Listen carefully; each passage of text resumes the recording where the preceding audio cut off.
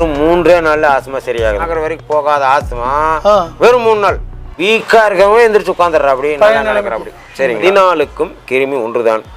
இந்த ஒரு கிருமியை அழிச்சால் 14 இல்லை, 14 வியாதியும் இல்லை, முற்றிலும் குணம். சோரியாசிஸ், ஆர்த்ரைட்டிஸ், அதுக்கடுத்து ஆஸ்துமா, மூச்சலல், வீசிங், ஆஸ்துமா, அப்புறம் இந்த வெரிகோஸ் வெயின், அதுக்கடுத்து இந்த லேடிஸ்க்கே ஒரு மைக்ரைன், ஒத்த தலைவலி, kidney failure, cancer, heart block, heart weak, mental disorder, மனநிலை சரியில்லாது, அதுக்கடுத்து கை கால் வராதது, ஸ்ட்ரோக், அதுக்கடுத்து இந்த கை நடுக்கம், பார்க்கின்சன், அதுக்கடுத்து தைராய்டு, அல்சர், பிரஷர். 4 சுற்றுல கேன்சர் சரியாகுது, 14 வியாதி சரியாகுது. உங்களுக்கும் புரியணும், படிக்காதவங்களுக்கும் புரியணும். வீடியோவை தொடர்ந்து கேட்டால் உங்களுக்கு தான் நல்லது. இந்த 14 வியாதியும் நீங்கள் வராமல் பார்த்துக்கலாம். மறதி அதிகமாகுதுன்னா உனக்கு மெண்டல் ஆகுறேன்னு அர்த்தம். ப்ரெஷர் வந்துச்சா கிட்னி கெட்டு போச்சுன்னு அர்த்தம்.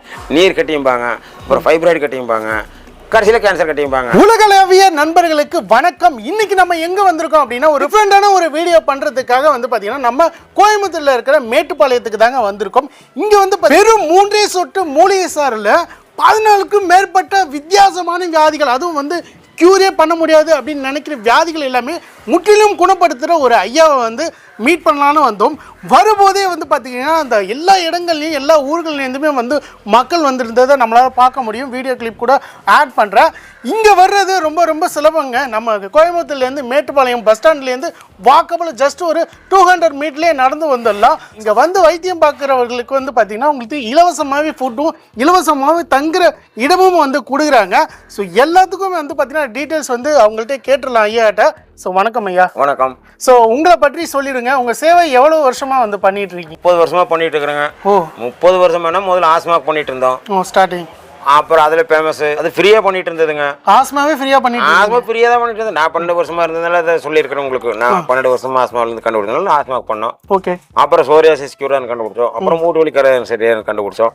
அதுக்கு கடைசியில் இந்த பெரிய அமௌண்ட் கேட்டதுனால, இந்த ஃபார்முலா கேட்டதுனால ஒரே மூலிகை எப்படி 3க்கும் வேலை செய்யும். ஒன்று தோல் வியாதி, ஒன்று மூட்டு வலி, அது வேற, எலும்பு, கண்டிப்பா நுரையீரல், எப்படி ஒரே மூலிகை 3க்கு இதாகும். அதனால அதிக அமௌண்ட் கேட்டதுனால அதுக்கு அரசியல ஆராய்ச்சி பண்ணோம். கூகுள்லையும் யாகுலையும் யோகா பண்ணும்போது தான் 14 வியாதிகளுக்கும் கிருமி ஒன்றுதான் அப்படிங்கிற என்னுடைய கான்செப்ட். ஸோ இந்த மூலிகையெல்லாம் மலையிலேருந்து கொண்டு வர்றதுதான் ஃபுல்லாவே. கடைசியில் இருக்க ஃபேமஸாக 5 கண்ட்ரீஸ்ல பண்ணிட்டு இருந்தோம். போக வேண்டியது நிறைய இருக்கு. நிறைய இடத்துல ஸ்பீச் கொடுத்துருக்குறாங்க. ஓ சூப்பர் சார். இது கேன்சருங்கிறது ஒரு சாதாரண வியாதி தான். பத்ராவதியில கொடுக்குறாரு ஒரு சாமியார், அவரை போய் பார்த்தோம். கேரளாவில் கொடுக்குறாங்க, முக்காலிங்கிற ஏரியாவில் முதல்ல ஒரு ஆள் கொடுத்தா, இப்போ அங்கே 4 பேர் கொடுக்குறாங்க. திருவனந்தபுரத்தில் கொடுக்குறாங்க, அடையாறுல கொடுக்குறாங்க, சிமோகாவில் ஒரு நாளைக்கு 1500 பேருக்கு கொடுக்குறாங்க. இதை எல்லாம் ஓஞ்சு வந்ததை இங்கே வர்றாங்க. எல்லாமே அங்கே போயிட்டு தான் நம்ம இடத்துக்கு வராங்க, இங்கே வர்றாங்க. இப்போ நீங்கள் கேரளாவில் போய் கேட்டிங்களா, சார் எப்படி சார் இந்த மூலிகை இந்த சிகிச்சை எங்கள் அப்பா கொடுத்தாங்க, எங்கள் தாத்தா கொடுத்தாங்க, எங்கள் அப்பா கொடுக்குறாங்க, பாரம்பரியமாக நான் கொடுக்குறேன். ஆமாம், அதை பற்றி எனக்கு தெரியாது. எல்லா இடத்துலையும் இதே தான். அட எப்படி வேலை செய்யுது, என்ன பண்ணுது, ஏது பண்ணுது, யாருமே விளக்கம் தரல. ஆனா நீங்க சொந்தமா இன்ட்ரெஸ்ட் எடுத்து, நாங்களா இன்ட்ரெஸ்ட் எடுத்து இது என்ன போகுது, என்ன பண்ணுது, எப்படி அடிக்குது, அதை டீட்டெயில் கேட்டாங்கன்னா எல்லாருமே ஆட இதுதான் கேன்சரான்றாங்க. அப்படி முதல் சொல்லுவாங்க first stage, second stage, third stage. எங்கிட்ட போன் வர்றது மாதிரி இருக்கு. போன்ல வரும்போது கேன்சர்னே சொல்றது இல்லையே. சார் எங்க அப்பாவுக்கு 4th ஸ்டேஜ் சொல்லிட்டாங்க. கண்டக்டர் மாதிரியே சொல்லாதேப்பா, என்னன்னு சொல்லு, எந்த இடத்துல கேன்சர்னு சொல்லு, அப்புறம் கேன்சர் எதனால வந்தது, என்ன மாதிரி அப்படிங்கிறது. ஆமா, செண்டுமல்லி பூ பாக்குறீங்களா, மாலை கட்டுறோமா, கோயில ஓடுறாங்க, செத்தவங்களுக்கும் போடுறாங்க, செண்டுமல்லி மஞ்ச கலர்ல. ஆமா, இது சின்னதா இருந்தா இதான் ஃபர்ஸ்ட் ஸ்டேஜ் ஸ்டார்டிங். ஓகே. இன்னும் கொஞ்சம் பெருசாயிருச்சு, கேன்சரும் பெருசாயிருச்சு, செகண்ட் ஸ்டேஜ். இன்னும் நல்ல பூவாயிருச்சு, தேர்ட் ஸ்டேஜ். பூ வாங்கி எல்லாம் வாங்கி காஞ்சி போச்சு, இதான் 4th ஸ்டேஜ். அப்படின்னு என்ன, பூவாயிருச்சு, மெச்சூர்டாயிருச்சு, முத்திருச்சு, இனி பிச்சு போட்டா முளைக்கும், இங்க வெடிச்சா முளைக்கும். ஸோ எந்த ஸ்டேஜ்ல வந்தாலும் நம்ம கியூர் பண்ணலாம். கேன்சருக்கு ஒண்ணுதான் அந்த மருந்து. அது தனியா அழிக்கிறதுக்கு இன்னும் மூலிகை இல்லை, இந்த மூலிகை அழிக்குது. இந்த மூலிகை அது ஸ்டேஜும் கிடையாது, ஒன்றும் கிடையாது. இங்க வருவாங்க, ஓஹோ கேன்சரா, சரி சரி போ சார், ரிப்போர்ட் பாக்குறேன். ஆனா ரிப்போர்ட் பார்த்தேன்னா அதுக்கு தனியா இதுக்கு தனியா கொடுக்குறோம். சரி, தனியா அழிக்குது, அவ்வளவுதான். கேன்சர் தனியா அழிக்குது, அவ்வளவுதான். ரிப்போர்ட்டும் வேண்டாம், ஒன்றும் வேண்டாம். ரெண்டாவது நல்லா இருக்கணும் எடுத்துக்கலாம், நல்லா இல்லாதனும் எடுத்துக்கலாம். ஓ, யார் வேணாலும் எடுத்துக்கலாம். சப்போஸ் கணக்கில் இருக்கா இல்லையா அப்படிங்கிற ஒரு பதட்டத்திலே வர்றவங்க அதெல்லாம் பிரச்சனை கிடையாது. இந்த ஜூஸ் தேவையில்லாத அழிக்குது. நாங்களே எத்தனையோ மூலிகை கண்காட்சிக்கெல்லாம் போய் பார்த்தாச்சுங்க. மூலிகை பேரு தெரியாது, இது நாங்களும் ஒன்று ஆராய்ச்சி கண்டுபிடிச்சி எனக்கு சொல்லி கொடுத்த ஒரு ஆள் இதுலையோ போய் ஆதிவாசின்னு சொன்னா அவங்க பேரெல்லாம் தெரியாது. இப்போ ஆனால் ஒரு மூலிகை தான் 10 இடத்துல ஒரு மூலிகை, இங்கே ஒரு மூலிகை இருக்கும், கேரளாவில் ஒரு பேர் சொல்லுவா, அங்கே ஒரு சொல்லுவா. தமிழ்லேயே ஒரே மூலிகைக்கு 4 பேர் இருக்கும். ஆமாம், அது தாவர பேர்கள்னு சொல்லிட்டு நிறைய வரும். தாவர பேருக்கு இப்போ பூனை வணங்கின்னு சொல்லுவாங்க. பூனை வணங்கின்னு நோட்டில் போட்டுக்கிறான் பேர். ஆதிவாசி கேட்டால் பூனை வணங்கிங்கிறான். அதை கேட்டால் குப்பை மேனி. குப்பை மேனி, ஆமாம் குப்பை மேனி. குப்பை மேனி தான் பூனை வணங்கி குப்பை பாலை நடுவால் வச்சுட்டு குப்பை மேனி தலையை முன்னால் வச்சிங்கன்னா பூனை எட்டி எட்டி தான் கொய்க்குமே தவிர பாலை குடிக்காது. அந்த பூனை வணங்கன்னு எடுத்தாலும் அதுலேயும் 2 வகை சொல்கிறாங்க. சக்களத்தையும் சமைச்சிங்கிறாங்க. ஒண்ணு வந்து பச்சையா இருக்கு வேலை, ஒண்ணு மஞ்சள் கலந்த மாதிரி இருக்கு. ஒரு உயர்லயே ஒவ்வொரு பேர் இருக்குங்க, டிஃப்ரெண்டா இருக்கு. ஆமா, இப்ப நிறைய பேர் கல்லுக்கன்னு வர்றாங்க. கிட்னி ஸ்டோனுக்கு அங்க போனேன், இங்க போனேன், இங்க போனேன்னு. கல்லூரிக்குன்னு ஒரு மூலிகை இருக்குது, நெட்ல போய் பாருங்க. கல்லூரிக்கு அது சாப்பிட்டா கல்லூரிக்கு போயிடும். அந்த அளவுக்கு யூரின்லயே வந்துடும், 3 நாள்ல வந்துடும். செகண்ட் டைம் ஃபார்ம் ஆகாது. கல்லூரிக்கு நெட்ல போட்டு பாருங்க, கூகுள்ல ஏதாவது போட்டாலும் வருது இல்லைங்க. இந்த மருந்து கொடுக்குறோம். இந்த மருந்து ஒரு விஷமனே வச்சுக்கோங்களேன். அந்த குறிப்பிட்ட கிருமிக்கு விஷம்னு சொல்றேன், விஷமன்னு நினைச்சுக்கூடாது. இல்ல அந்த குறிப்பிட்ட செல்லுக்கு ஊருக்குள்ள விஷத்தை குடிச்சா என்ன பண்றோம்? உப்பை புளியத்தை கரைச்சி ஊற்றுவாங்க. உப்பும் புளியும் சேர்ந்தா வியாதியே வராது, எடுத்துரும். உப்பும் புளியும் சேர்ந்தா விஷத்தை எடுத்துரும். இந்த மருந்து கொடுத்து போட்டு 3 நாளைக்கு உப்பு புளி சேர்க்க வேணாம். கொஞ்ச நாளைக்கு இந்த கிருமி மருந்து கொடுக்குறோம், இந்த ஜூஸ் கொடுக்குறோம், குஞ்சான கிருமி செத்து போகுது. இந்த தாய் தந்தை எங்கிறது ஒரு 6 கண்டிஷன் தான் இருக்கும். அரை கண்டிஷனா இருக்கும்போது நீ சத்துணவே சாப்பிடாத. சத்தா சாப்பிட்டா அது சத்தாயிரும். இப்போ இங்கிலீஷ்ல போய் கீமோதெரபி கொடுக்குறாங்க. நல்லது பாதி அழிக்குது, கெட்டது பாதி அழிக்குது. ஆள் வீக் ஆயிடுறாங்க. ஆட்டுக்கால் சூப்பு கொடு, மாதுளை ஜூஸ் கொடுங்கிறாங்க. மாதுளை ஜூஸ் இதெல்லாம் தெம்பா சாப்பிடும்போது நல்ல கிருமி, ஆளு நல்லா இருக்கிறான், இதுவும் நல்லா இரு. 4 இடத்துல கடை வைக்குது, திரும்ப ஸ்கேன் எடுக்கிறாங்க. சரிங்களா? திரும்ப பழையபடி வந்து அது ஏன் இந்த போல்டா பேசுனால நிறைய ஒருத்தர் பேட் கமெண்ட் போட்டுப்பான். வேஸ்ட்.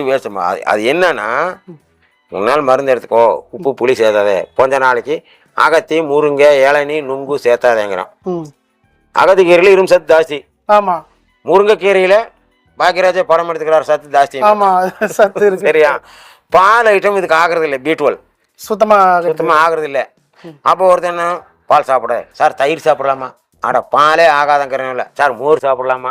அட பாலே ஆகாதங்கிறேன். நெய் சாத்தலாமா? டேய் லூசாடா நெய் போடா. இப்படி சொல்லும்போது என்ன ஆகுது? அவன் போய் பேட் கமெண்ட் போடுறான், அந்த டாக்டர் கண்டபடியே திட்டுறாங்க. சார் வந்து இங்கே வர்றவங்க வெளியூர்லேருந்து வராங்க. ஸோ சிலவங்க படித்தவங்க படிக்க எல்லாருமே இங்கே இருக்காங்க அப்படின்னா அவங்களுக்கு வந்து 3 வேளையும் சாப்பாடு கொடுத்து அவங்களே வந்து உப்பு புளி ஆகாது. உப்பு புளி ஆகாததுனால ஹோட்டலில் சாப்பிட்டா செட் ஆகாது. ஹோட்டலில் சாப்பிட்டா மருந்தினுடைய இதாயிரும் கண்டிப்பாக. அதனால ஃப்ரீயாக தான் பண்ணுறோம். ஒரு காலத்தில் நாங்கள் ஃப்ரீயாக தான் சார் பண்ணிட்டு இருந்தது. அதுக்கு நாங்கள் பெருசாக ஒன்றும் அமௌண்ட் பார்க்கறது இல்லை. அதையே எல்லாம் சார் நீங்கள் நல்லா இருக்கணும், அப்படி இருக்கணும், இப்படி இருக்கணும், உப்பு இல்லாத சாப்பாடு இவ்வளவு டேஸ்ட்டாக பண்ணி கொடுக்குறீங்க, நீங்கள் நல்லா அப்படி வளர்த்திட்டு போகிறவங்க ஜாஸ்தி. 3 வேளை சாப்பாடு ஃப்ரீ தான், தங்குறது ஃப்ரீ தான். சாதாரண பெஞ்சு போட்டிருப்போம்.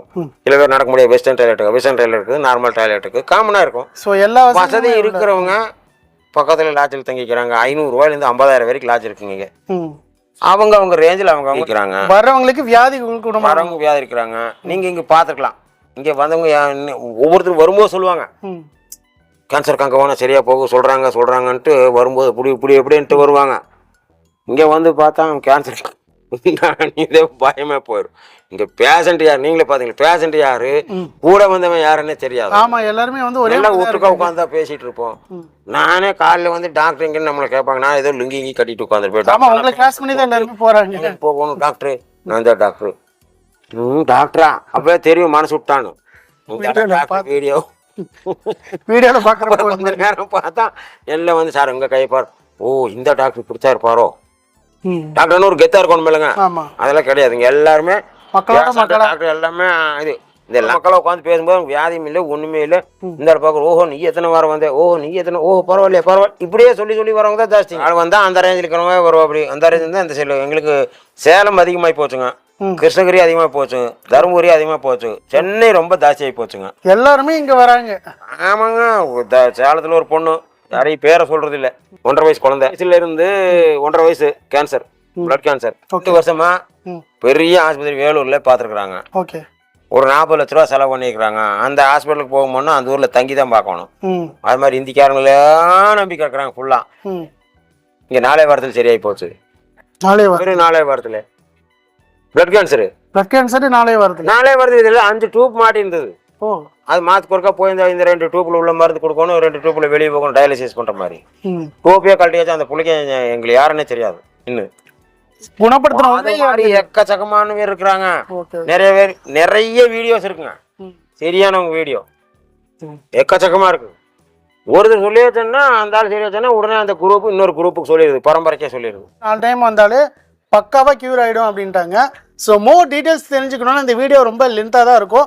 ஆனால் ஒவ்வொரு செகண்டும் ஒவ்வொரு நொடியும் சொல்கிற மாதிரி ஒவ்வொரு செகண்டும் ஒவ்வொரு நிமிஷமும் மக்களுக்கு புரிகிற மாதிரி தான் வந்து தெளிவுபடுத்த போகிறாங்க. 3 சொட்டு மூலிகை சாரால் எப்படி வந்து முற்றிலும் குணமாகுது இந்த 14க்கும் மேற்பட்ட வியாதிகள் அப்படிங்கிறத நீங்கள் தெளிவுபட தெரிஞ்சுக்கலாம். இந்த வீடியோ பார்க்குறவங்களுக்கு இன்னும் வந்து தெளிவாக புரியணும். நான் வந்து எல்லா ஊர்கள்லேருந்து பார்ப்பாங்க இருந்தாலும் சரி, சிட்டியாக இருந்தாலும் சரி, படித்தவங்க படிக்காதவங்க எல்லாருமே இந்த வீடியோ பார்க்கறதுக்கு வாய்ப்பு இருக்குது. 14 வியாதியுமே இங்கேயுமே கண்ட்ரோல் தான் அப்படிங்கிற மாதிரி தான் என்னுடைய ரிசர்ச்ல இருக்குங்க. இங்கே வந்து அது முற்றிலும் சரியாகுது அப்படிங்கிறதுக்கு நிறைய ஆதாரங்கள் இருக்கு, நிறைய பேர் இருக்கிறாங்க. நீங்க வந்து பேட்டி எடுத்தாலே தெரியும். நிறைய பேர் இந்த வீடியோவில் கேட்பாங்க கமெண்ட்ஸ்ல, சரியானவங்க பேட்டி போடுங்க, சரியானவங்க எழுதி கொடுங்க அப்படின்னு.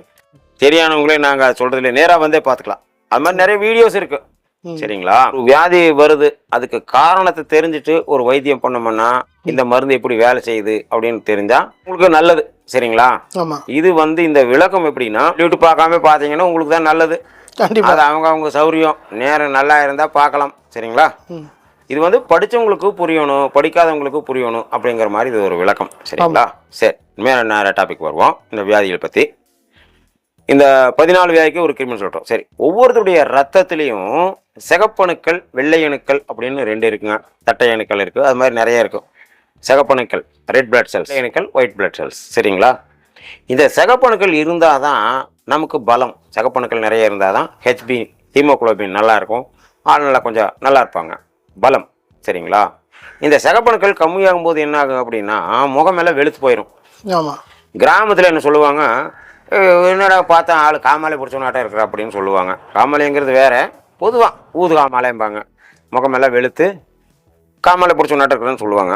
அதே நீங்கள் ஒரு சித்தா, ஆயுர்வேதா, ஹோமியோபதி இந்த மாதிரி டாக்டர்கிட்ட போனீங்கன்னு என்ன சொல்லுவாங்க, கிராமத்தில் காமாலை பிடிச்சவனாட்டம்னு சொல்லுவாங்க. இந்த டாக்டர் போனால் என்ன சொல்லுவாங்க, ரத்தமில்லை, ரத்த சோகை அப்படின்னு சொல்லுவாங்க. நீங்கள் அதே ஆங்கில மருத்துவர்கிட்ட போனீங்கன்னா ரத்தமில்லை, அனிமிக், அனிமியான்னு சொல்லுவாங்க. கிராமத்தில் இருக்கிறவங்களுக்கு அனிமிக்கான தெரியுமா? தெரியாது, படிக்காதவங்களுக்கு தெரியாது. ஆக மொத்தம் ரத்தம் இல்லை. சரிங்களா? அப்போ சிகப்பணுக்கள் இருந்தால் தான் நமக்கு ஹீமோகுளோபின் நல்லா இருக்கும், ரத்தம் நல்லா இருக்குன்னு அர்த்தம். ஒன்று. இன்னொன்று வெள்ளை அணுக்கள், இது பலத்துக்கு சிகப்பணுக்கள். அதுக்கு அடுத்தது வெள்ளை அணுக்கள். இந்த வெள்ளை அணுக்களை பற்றி கேட்டிங்கன்னா நல்லா படிச்சவங்ககிட்ட கேட்டிங்கன்னு வச்சுங்களேன், இந்த வெள்ளை அணுக்களை என்ன சொல்லுவாங்க, ஆன்டிபயோட்டிக்பாங்க. கிராமத்தில் இருக்கிறவங்க படிப்பு இல்லாதவங்களுக்கு ஆன்டிபயோட்டிக் என்ன தெரியுமா? தெரியாது. சரி, அதை விட ஒரு கொஞ்சம் கம்மியாக படிச்சவங்களை கேட்குறீங்க, என்ன சார் வெள்ளை அணுக்கள், எதிர்ப்பு சக்தி, நோய் எதிர்ப்பு சக்திம்பாங்க. என்னமோ நோய் எதிர்ப்பு சக்தி ஒன்றும் புரியல, புரியுதுங்களா? நோய் எதிர்ப்பு சக்தி தெரியுமா? தெரியாது. இது தெளிவாக தெரியணும் தான். இந்த வெள்ளை அணுக்கள் அப்படின்னா என்ன அப்படின்னா நம்ம உடம்புல இருக்கக்கூடிய போர் வீரர்கள். போர் வீரர்கள்னா ஏதாவது ஒரு கிருமி நம்ம உடம்புக்குள்ளே பூந்துச்சுன்னா உடனே இந்த வெள்ளை அணுக்கள்ல புறப்பட்டு வந்து அந்த கிருமியை அழிச்சிரும். பாதுகாப்பு வீரர்கள். பொதுவாக ஒரு எல்லாமே விளக்கம் தான் சொல்கிறோம், கேட்டிங்கன்னா நல்லது. என்ன அப்படின்னா இப்போ நமக்கு கையிலையோ கால்லையோ ஒரு காயமாகுது. காயமாச்சுன்னா முதல் நாள் ரத்தம் வருது, 4 நாள் கழிச்சா அந்த புண்ணு சீ பிடிக்குது. அது ஏன் சீ பிடிக்குது தெரியுமா? தெரியாது. கேட்டால் இன்ஃபெக்ஷன் ஒரே வாரத்திலே முடிச்சிருவாங்க. சரிங்களா? அது ஏன் சீ பிடிக்குது அப்படின்னா இந்த ஈ உட்காரதான் நம்ம அந்த புண்ணுல நமக்கு தெரியும். ஆனால் கண்ணுக்கு தெரியாத கிருமிகள்ன்ட்டு நிறைய இருக்குது. அதுக்கும் உதாரணம் சொல்கிறோம். சினிமா தியேட்டர் போகிறோம், படம் பார்க்குறோம். படம் பார்க்கும்போது போர் அடிச்சதுன்னா இப்படி கொஞ்சம் நிமிந்து இப்படி மேலே பார்த்தோம்னா அந்த பிக்சர் ரூமில் இருந்து அடிக்கிறாங்கல்ல, திரைக்கு அடிக்கிற வெளிச்சம், அந்த வெளிச்சத்தில் பார்த்தீங்கன்னா தூள் தூளாக வெள்ளை வெளியாக கருப்பா சகப்பா புகையாக நிறைய தெரியும். சரிங்களா? இந்த டஸ்ட்டு அது சாதாரண கண்ணுக்கு தெரியல, லைட் அடித்தா தெரியுதுங்களா? அது மாதிரி அந்த டஸ்ட்டு எப்படி இருக்குதோ அதே மாதிரி தான் இந்த கண்ணுக்கு தெரியாத கிருமிகள். இது என்ன பண்ணுது, ஒரு காயம் ஆயிடுச்சுன்னா அதான் ஈ வந்து குறை நமக்கு தெரியுது, கண்ணுக்கு தெரியாத கிருமிக்கு வந்து தெரியாது. அப்போ இந்த ஓப்பன் பிளேஸ்ல வருது, இந்த கண்ணுக்கு தெரியாத கிருமிகள் வந்து உட்காந்து சாப்பிட ஆரம்பிச்சிருது. அதுக்கு உதாரணம் சொல்றோம். வெள்ளிக்கிழமை போறோம், முஸ்லீம் தெருவில் போனோம், ஏதாவது ஒரு வீட்டில் பிரியாணி பண்றாங்க, வீதி பூரா பிரியாணி வாசம் கேட்டுங்களா? அது மாதிரி இந்த புண்ணு ஓப்பனா இருந்தா 20 அடிக்கு இருக்கிற இந்த கண்ணுக்கு தெரியாத கிருமிக்கு இந்த புண்ணு பிரியாணி வாசம் அடிக்கும். அது எல்லாம் வந்து அந்த புண்ணை சாப்பிட்றதும் இல்லாமல் அங்கேயே குடும்பம் நடத்துறதுக்கு ஆரம்பிச்சு. அதாவது மனுஷன் ஒரு தடவை ஒரு குழந்தை பெற்றுக்க முடியும், 2 குழந்தை பெற்றுக்க முடியும். ஆனால் கொசு பார்த்தீங்கன்னா 1 லட்சம் முட்டை வைக்கும். ஆமாம். அப்போ இந்த கண்ணுக்கு தெரியாத கிருமிகள் நம்ம ஓப்பனில் வைக்கும்போது இந்த கண்ணுக்கு தெரியாத கிருமிகள் வந்து இது எல்லாம் அழித்து சாப்பிடுது. அப்போ தான் நம்ம உடம்புல இருக்கக்கூடிய வெள்ளை அணுக்கள் எல்லாம் பண்ணுதுன்னா எல்லாம் வந்து யாரா உள்ளே வர்ற அப்படின்னு அந்த அந்நிய கிருமிகளை வந்து சண்டை பிடிச்சி அழிச்சு சாகடிச்சிருது. அப்படி அந்த செத்துப்போன கிருமி தான் நமக்கு சீயா வெளியில் வருது. இப்போ தெரியுதுங்களா? வெள்ளை அணுக்கள் அப்படிங்கிறது நம்ம உடம்புல இருக்கக்கூடிய போர் வீரர்கள். ஓகேங்களா? இப்போ இந்த வெள்ளை அணுக்கள் தெரியுதுங்களா? சீயா வருது. செத்து போன அந்நிய கிருமி தான் சீயா வருது. அப்போ இந்த வெள்ளை அணுக்கள் அப்படிங்கிறது என்னன்னா நம்ம உடம்புல இருக்கக்கூடிய போர் வீரர்கள். சரிங்களா? கடவுள் என்ன பண்ணிக்கிறாரு? பலத்துக்கு சிகப்பணுக்களும் பாதுகாப்புக்கு வெள்ளை அணுக்களும் இதுக்குள்ள ஒரு அளவு கொடுத்துருக்குறாங்க. அளவுக்கு மிஞ்சினால் அமிர்தமும் நஞ்சுன்னு சொல்றோம்ல, அது மாதிரி பலத்துக்கு அது ஆயிரக்கணக்கில் சொன்னா கொஞ்சம் கன்ஃபியூஸ் ஆயிரும். பலத்துக்கு 10 சிகப்பணுக்களும் பாதுகாப்புக்கு 10 வெள்ளையணுக்களும் இருந்தா நமக்கு எந்த வியாதியும் இல்லை. சரிங்களா? ஆனால் பொதுவா இந்த கேன்சரை பத்தி மட்டும் சொல்லும்போது என்ன சொல்றாங்கன்னா WBC over production R multiplication இதன் கேன்சர் அப்படிங்கிற மாதிரி சொல்றாங்க. அதாவது வெள்ளையணுக்கள் அளவுக்கு அதிகமாக உற்பத்தி ஆகிறதா கேன்சர் அப்படிங்கிறாங்க. அதாவது நமக்கு பாதுகாப்பு கொடுக்க வேண்டிய வெள்ளையணுக்கள் தான் சோல்ஜர்ஸ்ன்னு சொன்னோம், படை வீரர்கள் பாதுகாப்பு வீரர்கள் அப்படின்னு சொன்னோம். நமக்கு பாதுகாப்பு கொடுக்க வேண்டிய வெள்ளையணுக்களே அளவுக்கு அதிகமாக உற்பத்தி ஆகி ஆப்போசிட்டாக வேலை செய்கிறதான் கேன்சர் இருக்கிற சிகப்பணுக்களை சாப்பிடுது. சரிங்களா? இதுதான் கருத்து சொல்கிறாங்க. என்ன அப்படின்னா இந்த வெள்ளையணுக்கள்ங்கிறது போர் வீரர்கள்னு சொல்லிக்கிறோம். இந்த ரெண்டுமே எங்கே இந்த வெள்ளையணுக்கள் சிகப்பணுக்கள் எங்கே உற்பத்தி ஆகுதுன்னா எலும்பு மஜ்ஜைன்னு சொல்லுவாங்க, போன் மேரோ. நம்ம சூப் குடிக்கும்போது எலும்பு தட்டி உறிஞ்சிரமில்ல, அதில் தான் உற்பத்தி ஆகுதுங்க. உற்பத்தி ஆகும். இது 100லேருந்து 120 நாள் தான் இதுக்கு ஆயுசு. மீண்டும் உற்பத்தி ஆகிட்டே இருக்கும், செத்துட்டே இருக்கும். இந்த செத்துப்போன செல்லு தான் நம்ம குளிக்கும்போது வர்ற அழுக்கு. ஏசி இருக்காரனுக்கும் அழுக்கு வரும், மம்புட்டி எடுத்து வேலை செய்யறனுக்கும் அழுக்கு வரும். சரிங்களா? சரி, இந்த செல்கள் எப்படி உற்பத்தி ஆகுது? 100 நாளில் 120 நாளில் செத்துருது. இதுதான் மருத்துவம் சொல்லுது. சரி, உலகமே என்ன ஆராய்ச்சி, ஈசல் எப்படி நீ காலையில் உற்பத்தி ஆகுது நைட் செத்து போகுது, அது மாதிரி இது 100 நாள் ஆயிடுச்சு. சரிங்களா? இப்போ உலகமே என்ன ஆராய்ச்சி பண்ணுது அப்படின்னா ஏன் இந்த வெள்ளையணுக்கள் அளவுக்கு அதிகமாக உற்பத்தி ஆகுது ஒரு கணக்கு. அப்போ அளவுக்கு அதிகமாக உற்பத்தி ஆனாலும் வெள்ளையணுக்கள் வந்து போர் வீரர்கள் தானே சொல்றோம். ஆமா. ஆனா இந்த மருத்துவ உலகத்துல என்ன சொல்லுதுன்னா இந்த வெள்ளையணுக்கள் அளவுக்கு அதிகமா உற்பத்தி ஆகி ஆப்போசிட்டா வேலை செய்யுதுங்கிறாங்க. ஏன் ஆப்போசிட்டா வேலை செய்யுது தெரியல. இது கொஞ்சம் கன்ஃபியூஸ் தான் இருக்கு. கொஞ்சம் மூளைய கசக்கி கேட்டுக்குங்க. சரிங்களா? ஒரு குரூப் என்ன சொல்லுது அப்படின்னா ரிசர்ச்சில் உற்பத்தி ஆகுது 100 நாளில் சாக மாட்டேங்குது, அதனால தான் இது அளவுக்கு அதிகமாக எண்ணிக்கையே காட்டுது அவங்க. ஒரு குரூப் என்னங்குது இல்லை உற்பத்தியே அளவுக்கு அதிகமாகுது இப்படியும் ஒன்று சொல்கிறாங்க. அப்படியே அந்த கருத்தை சொன்னாலும் அந்த வெள்ளையணுக்கள் 100 நாளில் சாகிறது இல்லை அப்படின்னாலும் 100 நாள் ஒருத்தர் வாட்ச்மேன் வேலை பார்த்துட்டு வேலையை பார்த்துட்டு 120 நாள் வேலையை பயிர் மேயுமா? கண்டிப்பாக மேயாது. அதனால தான் இது ஃபுல்லாக கன்ஃபியூஸ் ஆகிட்டே இருக்கிறாங்க. இது வரைக்கும் இதுக்கு தீர்வு இல்லை. சரிங்களா? இதை ஒரு பக்கம் வச்சுக்கங்க. என்னுடைய ஆராய்ச்சி என்ன அப்படின்னா இந்த வெள்ளையணுக்கள் அதிகமாக உற்பத்தி ஆகுதுன்னு சொல்கிறாங்களே, அது வெள்ளையணுக்களே அல்ல. இது என்னுடைய கருத்து. சரிங்களா? ஏற்றுக்காரது மற்றது. நிறைய பேர் இப்போ ஃபுல்லாக கேட்குறக்க ஆரம்பிச்சிட்டாங்க, எப்படி சார் கண்டுபிடிச்சிங்கன்னு. இது எப்படின்னா இது ஒரு கெட்ட கிருமி. இது பார்க்கறதுக்கும் வெள்ளையணுக்கள் மாதிரி, குணமும் வெள்ளையணுக்கள் மாதிரி, ஆனால் வெள்ளையணுக்கள் அல்ல. இந்த ஒரு கிருமி பண்ணுறதான் இத்தனை வியாதிக்கும் காரணம் அப்படிங்கிறது என்னுடைய கணக்கு. சரிங்களா? வெள்ளையணுக்கள் தான் கரெக்டாக தான் இருக்குது, கரெக்டாக தான் உற்பத்தி ஆகுது, கரெக்டாக தான் சாகுது. ஆனால் இது ஒரு இனம் தெரியாத ஒரு கிருமி. இது பார்க்குறதுக்கும் வெள்ளையணுக்கள் மாதிரி, குணமும் வெள்ளையணுக்கள் மாதிரி, ஆனால் வெள்ளையணுக்கள் அல்ல. அந்த ஒரு கிருமி பண்ணுறதான் இத்தனையும்.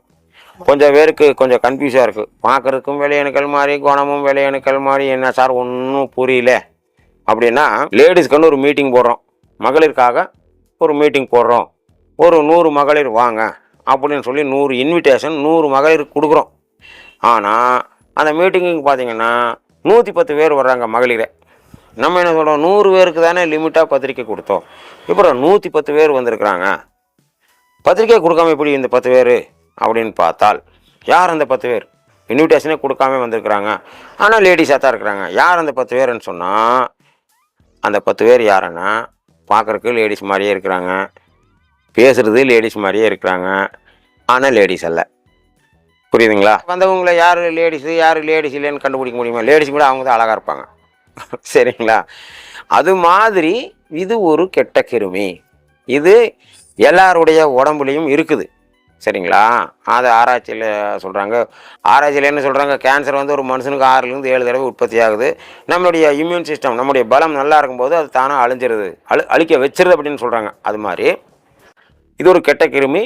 பார்க்குறதுக்கு வெள்ளையணுக்கள் மாதிரி, குணமும் வெள்ளையணுக்கள் மாதிரி, ஆனால் வெள்ளையணுக்கள் இல்லை. இந்த ஒரு கிருமி தான் இந்த 14 வியாதிக்கும் காரணம். அந்த ஒரு கிருமியை அழிச்சால் இந்த 14 வியாதியும் இல்லை.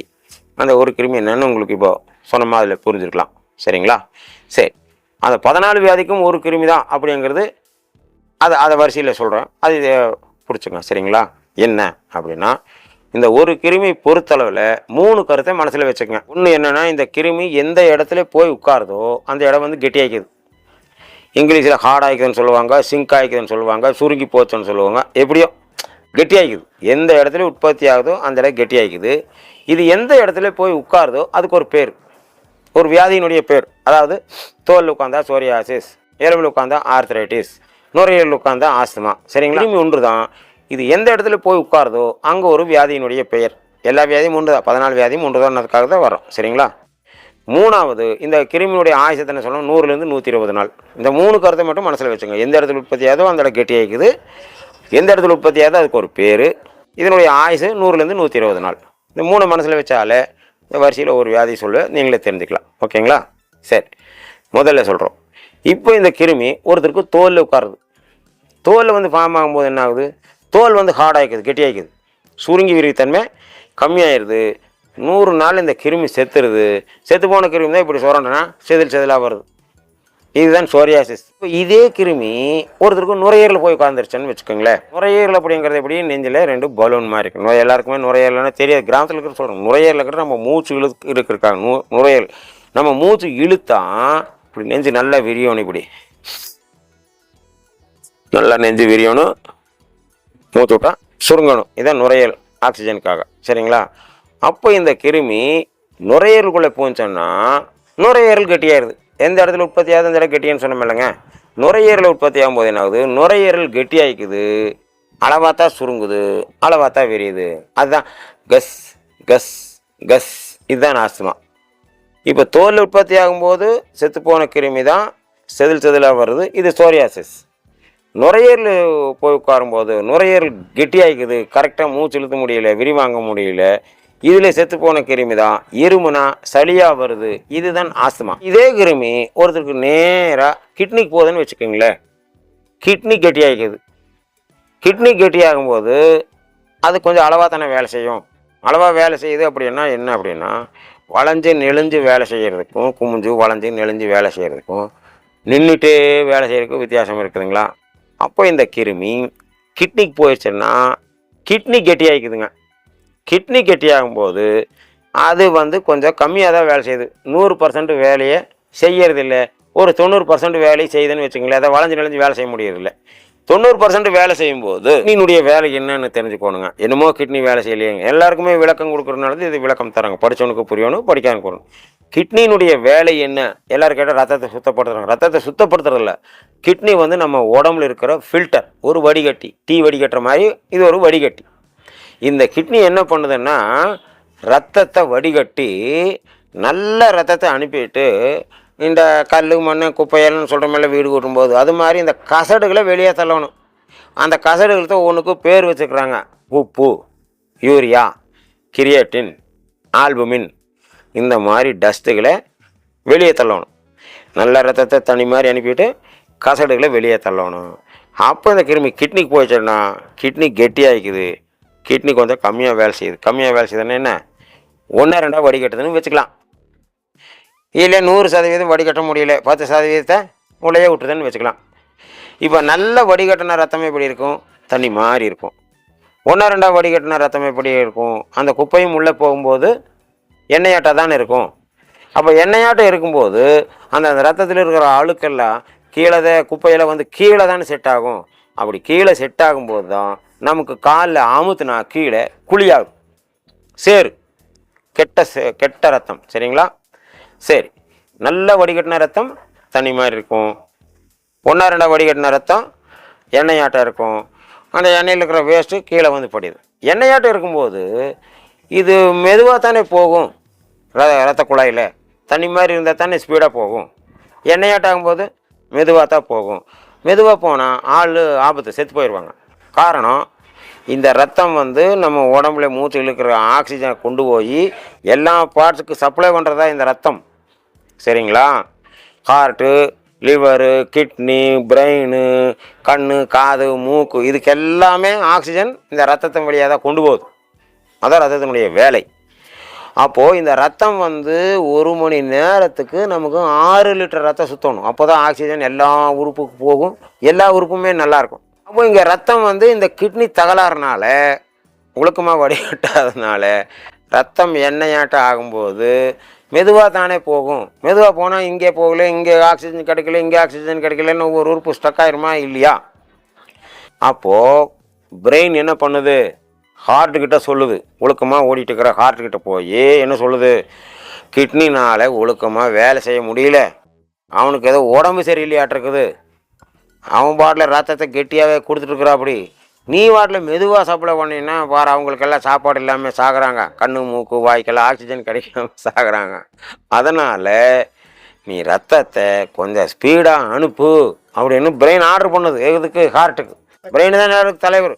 ஒருத்தனை ஓங்கி அடினா கை ஓங்கி வரும், மெதுவாடினா மெதுவாக வரும், தொட்டு கொடுனா தொட்டு கொடு. புரியுதுங்களா?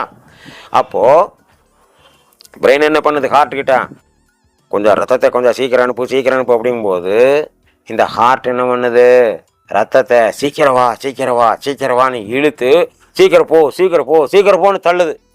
இதைத்தான் இங்கிலீஷில் என்ன சொல்கிறாங்க? இது என்ன லப், இது என்ன dub, lub dub lub dub. புரியுதுங்களா?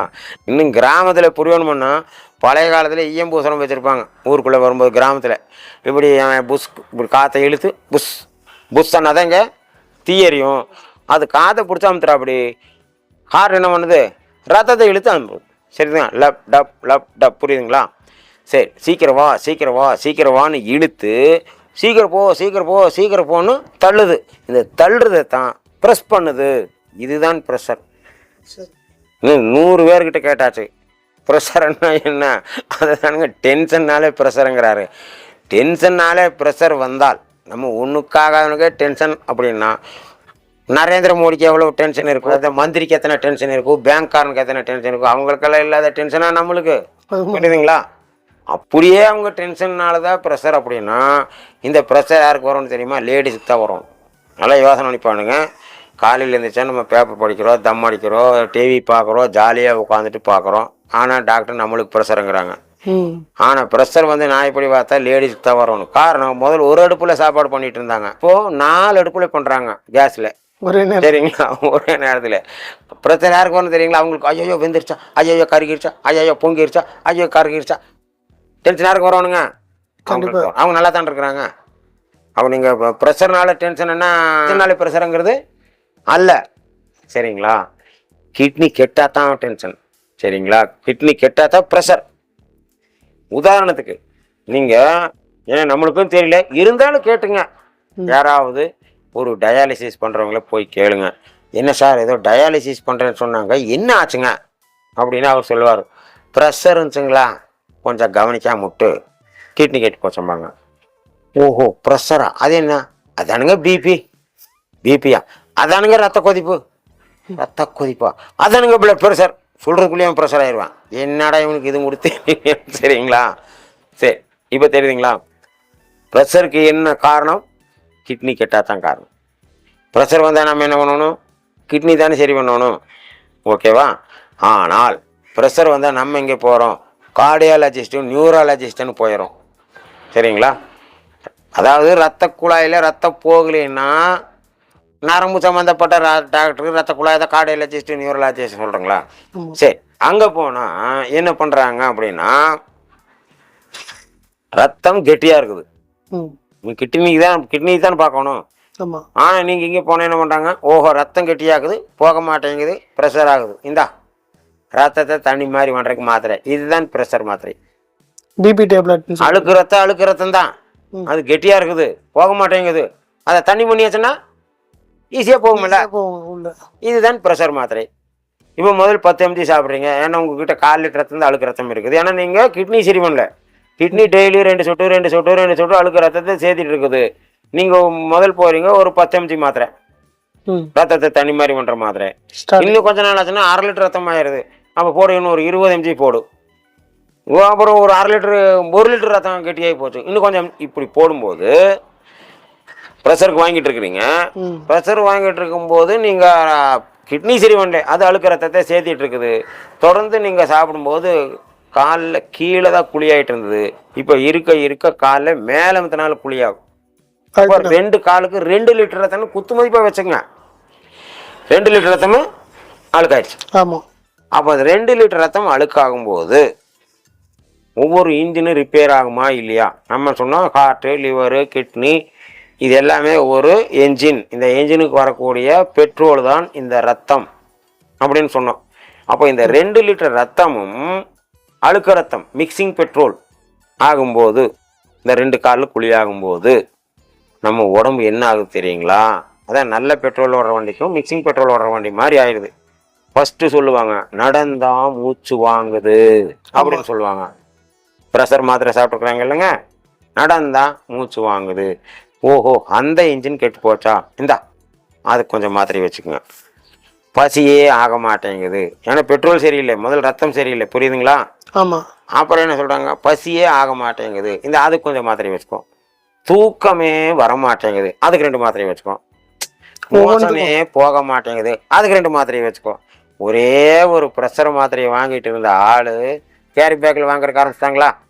நிறைய வாங்க. காலை மாலை முதல்ல டாக்டர் காலை மாலைன்னு எழுதுவாங்க. இப்போ மருந்தினுடைய கவர்லேயே காலை மாலை மதியம் ஒன்று சீல் இருக்குது, டிக் பண்ணி கொடுக்குறதோட சரி, அதை எழுதுற வரைக்கும் கடையில் மெடிக்கலில் கூட்டம் தாட்சி, மெடிக்கல்லையும் தாட்சி ஆகுது, டாஸ்மாக்லேயும் தான் தாட்சி ஆகுது கூட்டமே, மற்றலையும் கூட கூட்டம் இல்லை.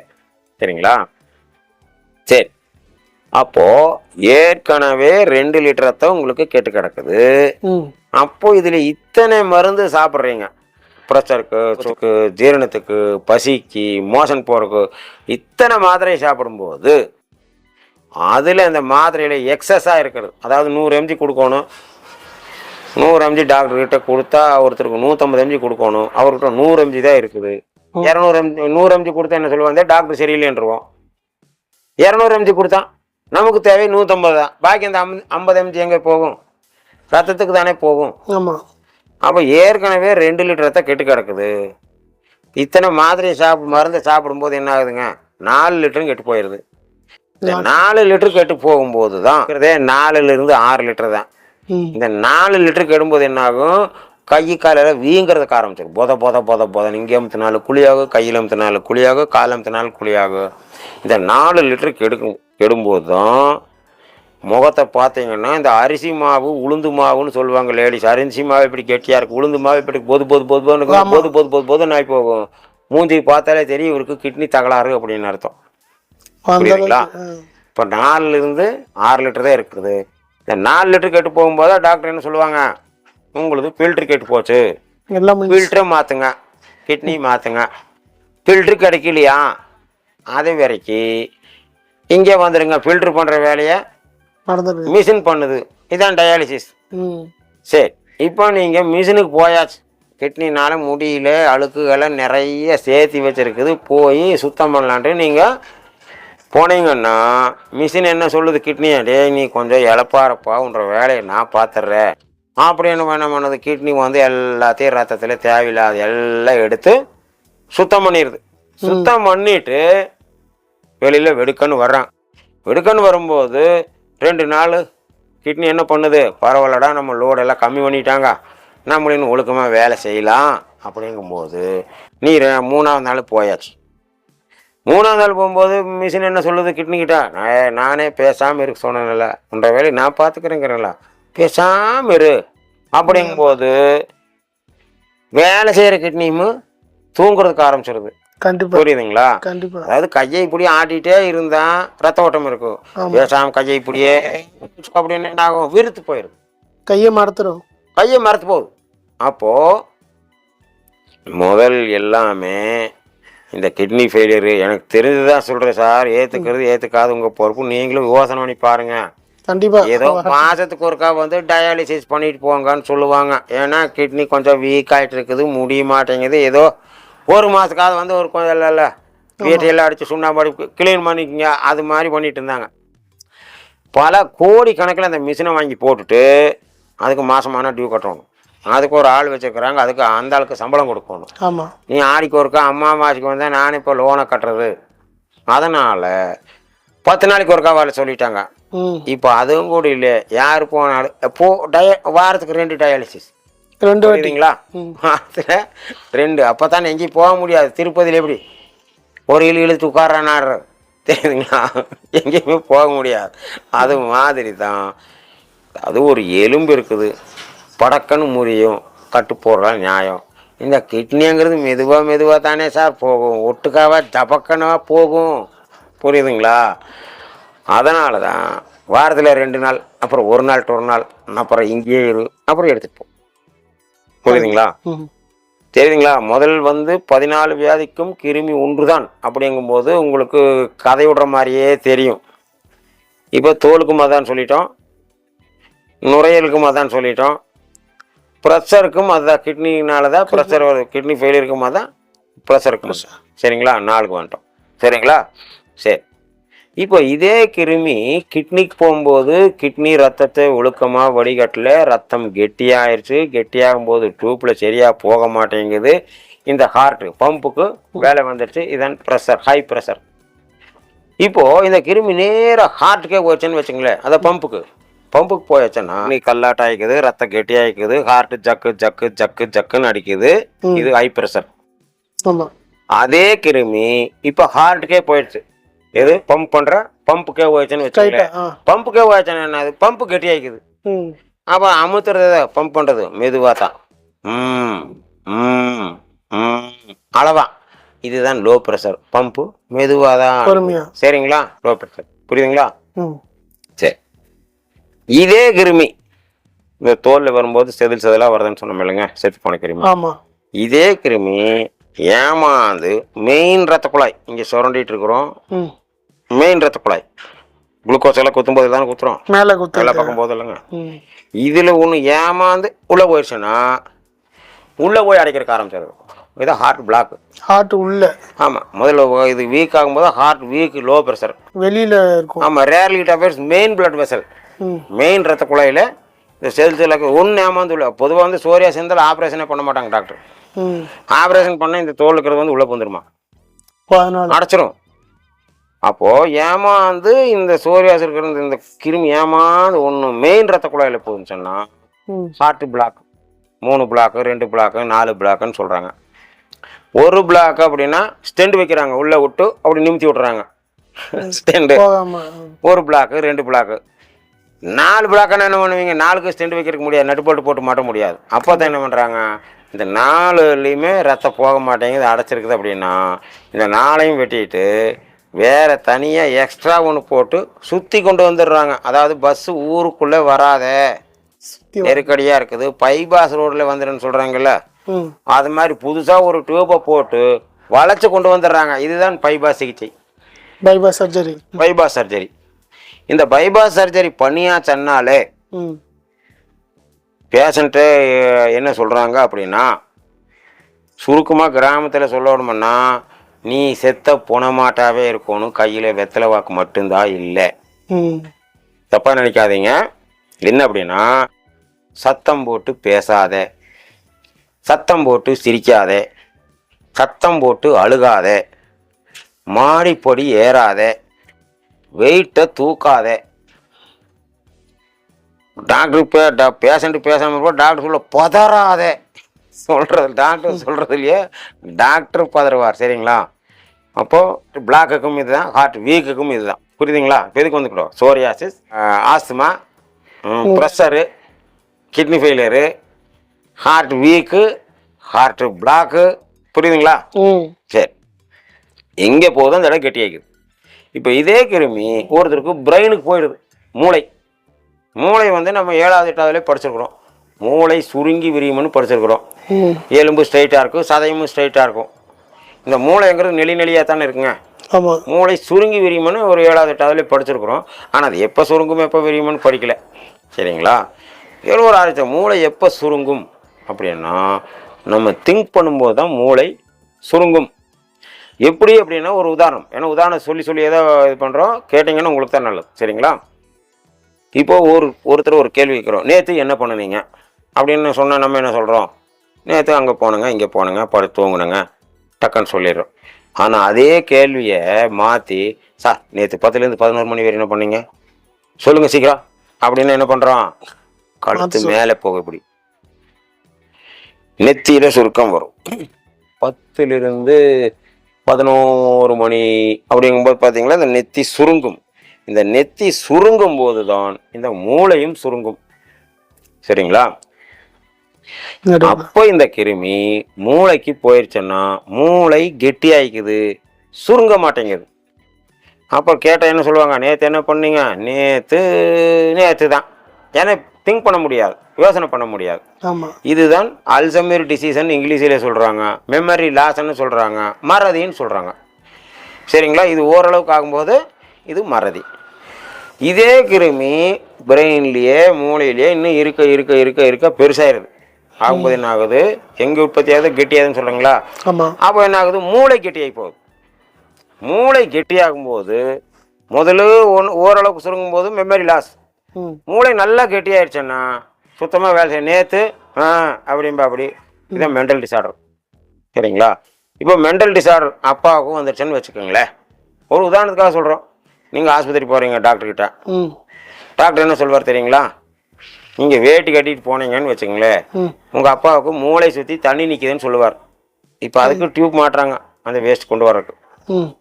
அதே நீங்கள் ஃபேண்ட் ஷர்ட் போட்டு போனீங்கன்னு வச்சுக்கோங்களேன், உங்கள் ஃபாதருக்கு பிரெயினை சுற்றி லிக்விட் ஃபார்ம் ஆகிட்டு இருக்குதுன்னு பாரு.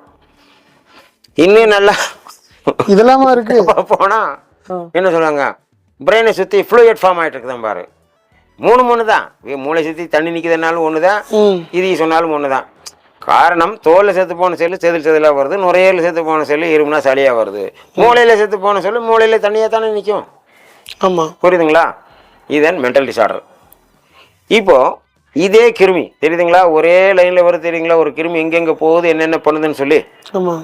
இப்போ இதே கிருமி மெயின் ரத்த குழாயில் போகும்போது அங்கே அடைக்குது, ஹார்ட் அட்டாக். சரிங்களா? இப்போ இதே கிருமி மூளையிலிருந்து கமாண்டிங் வெயின், கட்டளை நரம்பு. மூளை ஆர்டர் கொடுத்தா தான் கையை தூக்க முடியும், காலை தூக்க முடியும், திரும்பி பார்க்க முடியும். அப்போ அந்த கட்டளை நரம்பு மூளையிலிருந்து கைக்கு வரக்கூடிய அந்த கட்டளை கமாண்டிங் வெயின் அதில் போச்சுன்னா அங்கே அடைச்சிருது. மூளை ஆர்டர் கொடுக்குது கையை தூக்குறான்னு, கைக்கு சிக்னல் கிடைக்க மாட்டேங்குது. இதான் நடுவில் அடைச்சிருச்சே, இதுதான் ஸ்ட்ரோக். கைக்கு வர லைன் அடித்தா கை வரல, காலுக்கு வர லைன் அடித்தா கால் வரல, நாக்குக்கு வர லைனில் அடித்தா குளறி பேசுகிறான், முகத்துக்கு வர லைனில் அடித்தா முகம் ஒரு பக்கம் இழுத்துருச்சு. புரியுதுங்களா? முகவாதம். புரியுதுங்களா? இதுதான் ஸ்ட்ரோக், பேரலிசிஸ். இப்போது கை லைனு, கால் லைனு, தலை லைனு ஒன்று சொன்னாங்களா? இதுக்கு எல்லாம் சேர்ந்து மெயினாக ஒரு லைன் போகும் பிரெயினுக்கு. அதில் போய் அடைச்சாத்தா பிரெயினுக்கும் நம்மளுக்கும் சம்மந்தம் இல்லை. இதுதான் ஃபிட்ஸு. புரியுதுங்களா? இது எதுக்கு வருது அப்படின்னு சொல்லி. சரி, இப்போ இதுக்கு எல்லாத்துக்கும் வந்துட்டோம். அடுத்தது ஜாயிண்ட்டுக்கு வர்றோம். சரிங்களா? 14க்கும் ஒரு கிருமிங்கிறது உங்களுக்கு ஓரளவுக்கு புரிஞ்சிருக்கும். இதே கிருமி தான் நரம்பு மண்டலத்தில் போய் பூந்துருச்சுன்னா நரம்புகள்லாம் கெட்டியாகிக்குது, ஃப்ளெக்சிபிலிட்டி போயிடுது, அதை கை நடுக்கும். இது பார்க்கின்சன். இப்போ இதே கிருமி ஒருத்தருக்கு இந்த ஜாயிண்ட்டுக்கு போகுது. இந்த ஜாயிண்ட்டுன்னா இந்த தொடை ஜாயிண்ட் என்ன வச்சுங்களேன், பந்து கிண்ண மூட்டு. ஒரு எலும்பு இப்படி இருக்கு, ஒரு எலும்பு இப்படி இருக்கு, இதுதானே ரோல். கை கால் நடக்கிறதுக்கு பிடிக்கிறதுக்கெல்லாம். இந்த மூளை இந்த ஜாயிண்டை பொறுத்தளவில் கடவுள் என்ன பண்ணிருக்கிறாரு? இந்த அகலமான எலும்புக்கு மேலே ஒரு கோட்டிங், ஒரு ஜவ்வு, இந்த ரவுண்டுக்கு மேலே ஒரு ஜவ்வு பால். ஏன்னா இப்படி உரசுனா எலும்பு தேயாமல் இருக்கிறதுக்கு மேலேயுமே இதுலேயுமே ஒரு ஜவ்வு, கேட்டிலேஜ்னு சொல்லுவாங்க இங்கிலீஷில்.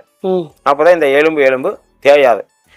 அப்படியே ஒரு ஜவ் வச்சாலும் சும்மா நீங்கள் தேய்ச்சிட்டே நடந்துட்டே ஓடிட்டே இருந்தால் தேயுமா இல்லையா? கண்டிப்பாக. அதனால என்ன பண்ணுறாரு, மேலே இருந்து இன்னொரு ஜவ் கொடுத்துக்கிறார். அதுக்கு பேர் சைனோவியம். 2 ஜவ்வையுமே க்ளோஸ் பண்ணுற மாதிரி லேயர் சைனோவியம்.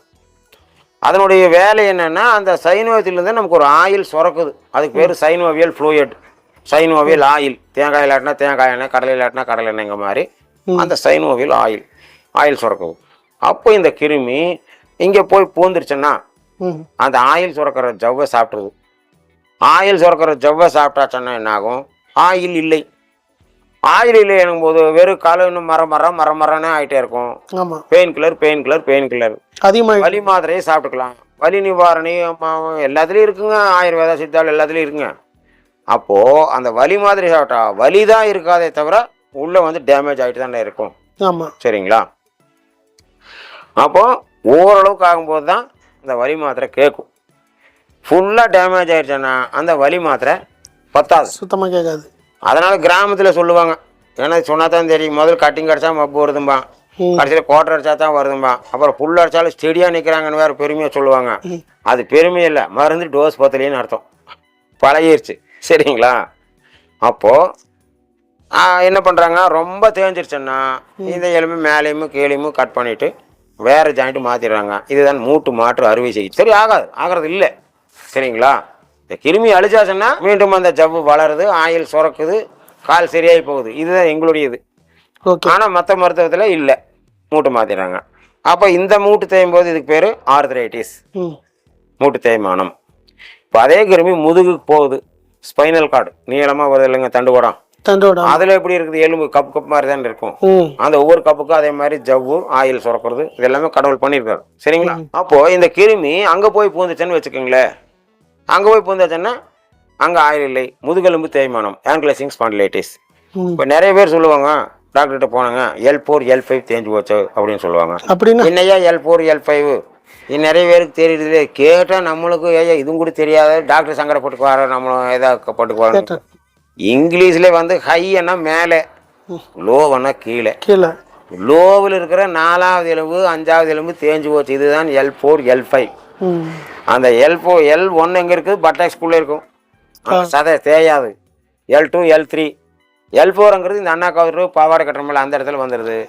அந்த இடத்துல தேஞ்சு போச்சு, L4 L5 தேஞ்சு போச்சு. சரிங்களா? தேஞ்சு போச்சுன்னு சொல்லுவாங்க, பிதுங்கிருச்சுன்னு சொல்லுவாங்க, பல்ஜாயிருச்சுன்னு சொல்லுவாங்க, வரன்னு ஆயிடுச்சுன்னு சொல்லுவாங்க. எல்லாமே ஒன்று தான், மீனிங் ஒன்று தான். இது L4 L5. இப்போ அதே கிருமி கழுத்துக்கு வந்துச்சுன்னு வச்சுங்களேன், கழுத்துலேயும் கடவுள் இப்படி தான் கொடுத்துருக்காரு, கப் அப்போ தான் இப்படி திரும்ப முடியும், இப்படி திரும்ப முடியும். அங்கே வந்துச்சுன்னா அங்கே அந்த ஆயில் சுரக்கிற தேஞ்சாச்சுன்னா கழுத்தெலும்பு தேய்மானம், செர்விக்கல் ஸ்பாண்டிலைட்டிஸ். இங்கே L4 L5, இங்கே செர்விக்கல் ஸ்பாண்டிலைட்டிஸ்னா C1 தேஞ்சு போச்சு, C2 தேஞ்சு போச்சு, C3 தேஞ்சு போச்சுங்கிறாங்க. புரியுதுங்களா? தேய்மானம் ஆர்த்ரைட்டிஸ், முதுகெலும்பு தேய்மானம் ஆங்கிலோசிங் ஸ்பாண்டிலைட்டிஸ், இங்கே கழுத்தெலும்பு தேய்மானம் cervical spondylitis, osteoarthritis, gout arthritis. அப்புறம் காலுக்கு வந்தால் ஃபுட் ஆர்த்ரைட்டிஸ். இப்போ எல்லா ஜாயிண்ட்டுக்கும் வந்துட்டு இந்த ஜாயிண்ட்டு மாற்றிடலாம். இந்த ஜாயிண்ட் எல்லாம் மாற்ற முடியுமா? எல்லா ஜாயிண்ட்டுக்கு வரும்போது இதுக்கு பேர் ருமாட்டிசம், ருமாட்டாய்டு ஆர்த்ரைட்டிஸ். கிராமத்தில் சரவாங்கின்னு சொல்லுவாங்க. சித்த ஆயுர்வேதா அது தமிழ் முறையில் படியில் கேட்டால் முடக்குவாதம் வைப்பாங்க. அப்புறம் நடக்கவே முடியாததுனால தான் ஆமைவாதம்னு சொல்லுவாங்க. எல்லாமே ஒன்று தான். அதாவது இது முடக்குவாதம், எல்லா மூட்டும் ஒன்று தான். அதாவது கையிலான கை காய, காலான கால் காய, தலையிலான தலை காயம்னு சொல்லுமில்ல, காயம் ஒன்று தான். சரிங்களா? பேர் தான் வேறு. சரிங்களா? சரி, இப்போ எது கொண்டோம்? சோரியாசிஸ், அடுத்தது ஆஸ்மா, அடுத்தது ப்ரெஷரு, அதே வந்து கிட்னி ஃபெயிலியரு, அதே திரும்ப heart weak, heart block, mental disorder, கை கால் வராத ஸ்ட்ரோக்கு, நரம்பு மண்டலத்தில் போய் போச்சுன்னா நரம்புல கொடுக்குறது பார்க்கின்சன். சரிங்களா? சரி, இப்போ இதுக்கு வந்துட்டோம். இப்போது முதல் சொன்னோம், இந்த சோரியாசிஸ் சொன்னோம். சோரியாசிஸ் சொல்லும்போது ஒருத்தர் சோரியாசன் சொல்கிறாங்க, ஒருத்தர் எக்ஸிமான்னு சொல்கிறாங்க, ஒருத்தர் எக்ஸிமா சோரியாசன் சொல்கிறாங்க, ஒருத்தர் ஸ்கின் கேன்சர்னு சொல்கிறாங்கன்னு ஏற்கனவே நாங்கள் சொல்லியிருக்கிறோம். ஒன்று. இப்போ சோரியாஸ் பொறுத்தளவில் நிறைய பேர் ரொம்ப வெக்ஸைட்டிங்க வருவாங்க. இப்படி சார் பார்க்கறதுக்கு அசிங்கமாக இருக்குது சார், முடியல சார், வெறுத்து போச்சு சார், செத்து போகலாம இருக்கிற சார் அப்படின்னு சொல்லுவாங்க. நாங்கள் வந்து என்ன சொல்கிறோம், ஓ அது வந்துச்சன்னு கொஞ்சம் பெருமைப்பட்டுக்கையா, உனக்கு நேரம் நல்லா இருக்குது. காரணம் இலே சோரியாசிஸ், காலில் சோரியாசிஸ், தலையில சோரியாசிஸ் சொல்றோம். இது வெளியில. இதே கிருமி தான் உடம்புக்கு உள்ள போயிருச்சுன்னு வச்சுக்கோங்களேன், கிட்னில கேன்சர், லங்குல கேன்சர், குடல்ல கேன்சருங்கிறாங்க. இது சோரியாசிஸ் வெளியில தெரியுது, அது சோரியாசிஸ். அது ஏதோ உள்ளே போச்சுன்னா கேன்சர். அதனால இப்போ சோரியாசிஸ் வந்தவங்களே எங்ககிட்ட என்ன சொல்றாங்க, பரவாயில்ல சார், நீங்க சொன்னங்காட்டிக்கு பரவாயில்ல சார், உள்ள கேன்சராக மாறி இருந்தா நாங்கள் இப்போல போய் சேர்ந்துருப்போமே. புரியுதுங்களா? அதனால தான் இன்னும் இந்த கேன்சரை பற்றி இன்னும் கொஞ்சம் லேடிஸ் பாஷையிலே சொல்லணும் என்றால், மாவு ஒன்று தான். இட்லி பண்ணுறாங்க இல்லைங்க, மாவு ஒன்று தான்.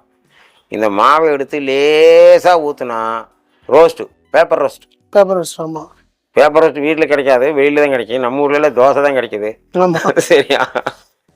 Paper roast. இந்த பேப்பர் ரோஸ்ட்ங்கிறதான் ஆஸ்துமா. அதாவது நுரையீரலில் இந்த கிருமி லேசாக பேப்பர் லேசாக பரவவும், நம்மகிட்ட இருக்கிற விளையன்கள் போய் அதை அழைச்சி சண்டை குடிக்கவும், அல்லது அது 100 நாளில் சாகவும், லேசாக இருக்கிறதுனால அது சாகவும், இவன் லொக்கோ லொக்கோன்னு இருமி துப்பவும், அது சளியாக வெளியே துப்பவும், வரவுக்கும் செலவுக்கும் டேலி ஆகிட்டு இருக்குது லேசா. அதான் இந்த லேசாக இருக்கிறதான் ரோஸ்ட். இப்போ அதே மாவை இன்னும் கொஞ்சம் சின்னதாக ஊற்றினா என்னங்கிறோம், இட்லிங்கிறோம், குழிப்பணியாரங்கிறோம். இதே தான் என்ன சொல்கிறாங்க, பிரெயினில் டியூமர், பிரஸ்ட்ல டியூமர், கிட்னியில் டியூமர்னு சொல்கிறாங்க. இன்னும் அதே மாவை ஜல்லடையில் ஊற்றுனா சின்ன சின்னதாக வருதா, பூந்தி லட்டுக்கு போடுறோம், மிக்சருக்கு போடுறோம் இல்லைங்க, ஜீரோவில் போட்டால் லட்டு, வறுத்தா தாளத்தா மிக்சர்ன்னு சொல்கிறோம்ல, அது மாதிரி சின்னதாக இருந்தால் அதுக்கு பேர் சிஸ்ட்டு. கிட்னியில் சிஸ்ட்டு, ஓவரைனில் சிஸ்ட்டு, பிரெயினில் சிஸ்ட்டு சொல்லுறதுங்களா. அதாவது சின்னதாக இருந்தால் சிஸ்ட்டு, மார்பிளை சிஸ்ட்டு, அதான் பூந்தி. இந்த சிஸ்ட்டை கவனிக்காம விட்டோம்னா என்ன ஆகும், இட்லியாக மாறிடும், பெருசாக மாறிடும். இதுதான் டியூமர். டியூமரையும் இட்லியும் கவனிக்காம விட்டோம் என்ன ஆகும், ஊத்தாப்பமாக மாறிடும். இதுதான் கேன்சர். புரியுதுங்களா? 3 ஒன்று தான், சைஸ் வேறு தான். முதல் நீர் கட்டியும்பாங்க, அப்புறம் ஃபைப்ராய்டு கட்டியும்பாங்க, கடைசியில் கேன்சர் கட்டியும்பாங்க. நீர் எப்படி கட்டியாகும், நம்ம வயிற்றில் பிரித்து மாட்டிக்கிறோமா நீர் கட்டியாகிறதுக்கு? அப்புறம் கொழுப்பு கட்டியும்பாங்க. ஏன் கொழுப்பு கட்டி, அதெல்லாம் தெரியாது, கொழுப்பு கட்டி, அவ்வளோதான். சரிங்களா? இப்போ புரியுதுங்களா? கண்டிப்பாக. 14க்கும் கிருமி ஒன்று தான். ஆமாம். இந்த ஒரு கிருமியை அழிச்சால் இந்த 14ம் இல்லை அப்படிங்கிற இப்போ முடிவு தெரியுதுங்களா? கிருமி ஒன்று தான், அது எங்கெங்கே போகுதோ ஊருக்கு ஒரு பேர். கரெக்டாக அந்த கிருமி அழிச்சாச்சுன்னா இந்த 14 வியாதிகளும் இல்லை, சரியாயிடும். ஓகேங்களா? சரி, அப்போ அந்த கிருமி அழிக்கிறத இப்போ என்ன சொல்கிறோம். இன்னும் அதுக்கு முன்னால் என்ன சொல்லிடுறோம் அப்படின்னா, ஏன்னா அக்குபஞ்சர் படித்ததுலேயும் சொல்கிறோம். அக்குபஞ்சர் பறிப்படி நிறைய பேர் அல்சர் அல்சர் அல்சர்ன்ட்டு வருவாங்க. சபரிமலைக்கு போகிற மாதிரியே கன்னிசாமி குருசாமிங்கிற மாதிரி எனக்கு 3 வருஷமாக அல்சரு, எனக்கு 2 வருஷமாக அல்சரு, எனக்கு 4 வருஷமாக அல்சர், இப்படியே தான் சொல்கிறாங்க.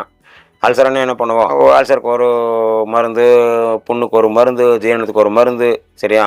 அப்படி இல்லை கணக்கு. ஹார்ட்டு கெட்டாதான் அல்சர் கணக்கு. ஹார்ட்டு, அதாவது இந்த கிருமி, அதாவது ஆகாயம், நீர், நிலம், காற்று, நெருப்புன்னு சொல்கிறோம், பஞ்சபூதங்கள். இந்த பஞ்சபூதங்கள் அடிப்படையில் தான் உடம்பு இயங்குது. உடம்பு இயங்குதுன்னா யூரினரி பிளாடர் அண்ட் கிட்னி, இதுதான் நீர். கால் பிளாடர் ஆகாயம், கால் பிளாடர் லிவரும் ஆகாயம், மேலும் பெருங்குடலும் தான் மூச்சு எடுக்கிறோமில்ல காற்று. அது மாதிரி நெருப்பு எதுன்னா ஹார்ட் தான் நெருப்பு. இதை புரியணுங்கிறதுக்காக என்ன சொல்கிறோம், ஹார்ட் தான் அடுப்புன்னு வச்சுக்கோங்களேன். இந்த அடுப்பு நல்லா எரிஞ்சாதான் உள்ளே போகிற சோறு வேகும், வேகுமே ஜீரணமாகும்.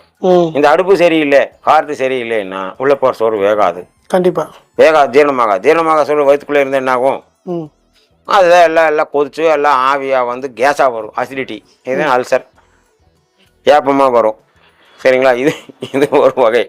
சரிங்களா? சரி, இப்போ 14க்கும் கிருமி ஒன்று தான். அது சொன்னால் இன்னும் நிறைய வந்துட்டே இருக்கு. ஏற்றுக்கிறது ஏற்றுக்காது உங்களுடைய சௌகரியம். ஆமாம். சரிங்களா? நான் சொல்கிறதில்ல, யார் சொன்னாலும் நம்பாதீங்க, நீங்களே முடிவு பண்ணி பாருங்கள், இந்த ஆள் சொல்கிறது கரெக்டு தானா அப்படின்னு. அதனால தான் 5 கண்ட்ரீஸில் பண்ணிட்டு இருந்தோம். இப்போ 5 கண்ட்ரீஸ்லேருந்து இங்கே வர ஆரம்பிச்சாங்க. இனி 1 மாதம் கழிச்சு 3 நாள் இங்கே, 3 நாள் சிங்கப்பூர் போகலான்னு இருக்கிறாங்க. ஏன்னா எக்கச்சக்கமான பேர் ஆகி போட்டாங்க ரெகுலராக. சரிங்களா?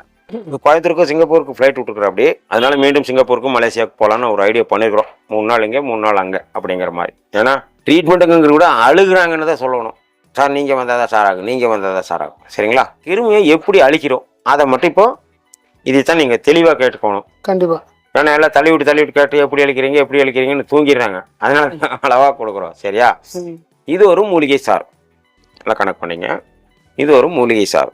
இந்த மூலிகை சாறை காதில் ஒரு 4 சொட்டு எடுக்கிறது எடுக்காதது அவங்க சௌரியம். எப்படி வேணால் பண்ணலாம். மலேசியாவில் 2 வகையில் தான் அழிச்சிட்டு இருந்தோம். இங்கே 5 வகையில் அழிக்கிறோம். அதனால தான் வடிவேல் சொன்ன மாதிரி சுற்றிலி கேட்டை போட்டால் சிக்கித்தான் ஆகணும் அப்படிங்கிற மாதிரி ஒரு வகை இல்லை, 5 வகையில் அழிக்கிறோம். எதில் இருந்தாலும் ஒன்றில் மாட்டிடுவோம். கீராயிடும், மாட்டிடுவோம், செத்துரும். சரி, முதல் வழி என்ன அப்படின்னா, இந்த மூலிகை சாரை காதில் 4 சொட்டு ஊற்றுறோம். காதில் ஒரு ஜவ்வு இருக்குங்க, ஏர் ட்ரம். ஜவ்வில் பார்த்தீங்கன்னா கண்ணுக்கு தெரியாத ஓட்டைகள், மைக்ரோ ஹோல்ஸ், மிக நுண்ணிய துளைகள் அந்த ஜவ்வில் இருக்குதுங்க. பழைய காலத்தில் எண்ணெய் ஊற்றுனாங்க, இப்போ டாக்டர் எண்ணெய் ஊற்ற வேண்டாம்னு சொல்கிறாங்க. அது அவங்க சௌரியம். அந்த காலத்தில் எண்ணெய் ஊற்றிட்டு இருந்தாங்க, வியாதியே இல்லையே. இப்போ போய் எண்ணெய் ஊற்றிடாதீங்க, சுத்தமான எண்ணெய் யாருக்கிட்டும் இல்லை, குருடாயில் தான் விற்கிறானுங்க. சரிங்களா? சூரியகாந்தியே இல்லை, சூரியகாந்தி எண்ணெய் வாங்குறோம்ல நம்ம, கலப்படம் கலப்படம் இல்லை சார், சுத்தமான ஒயிட் மினரல் ஆயில்.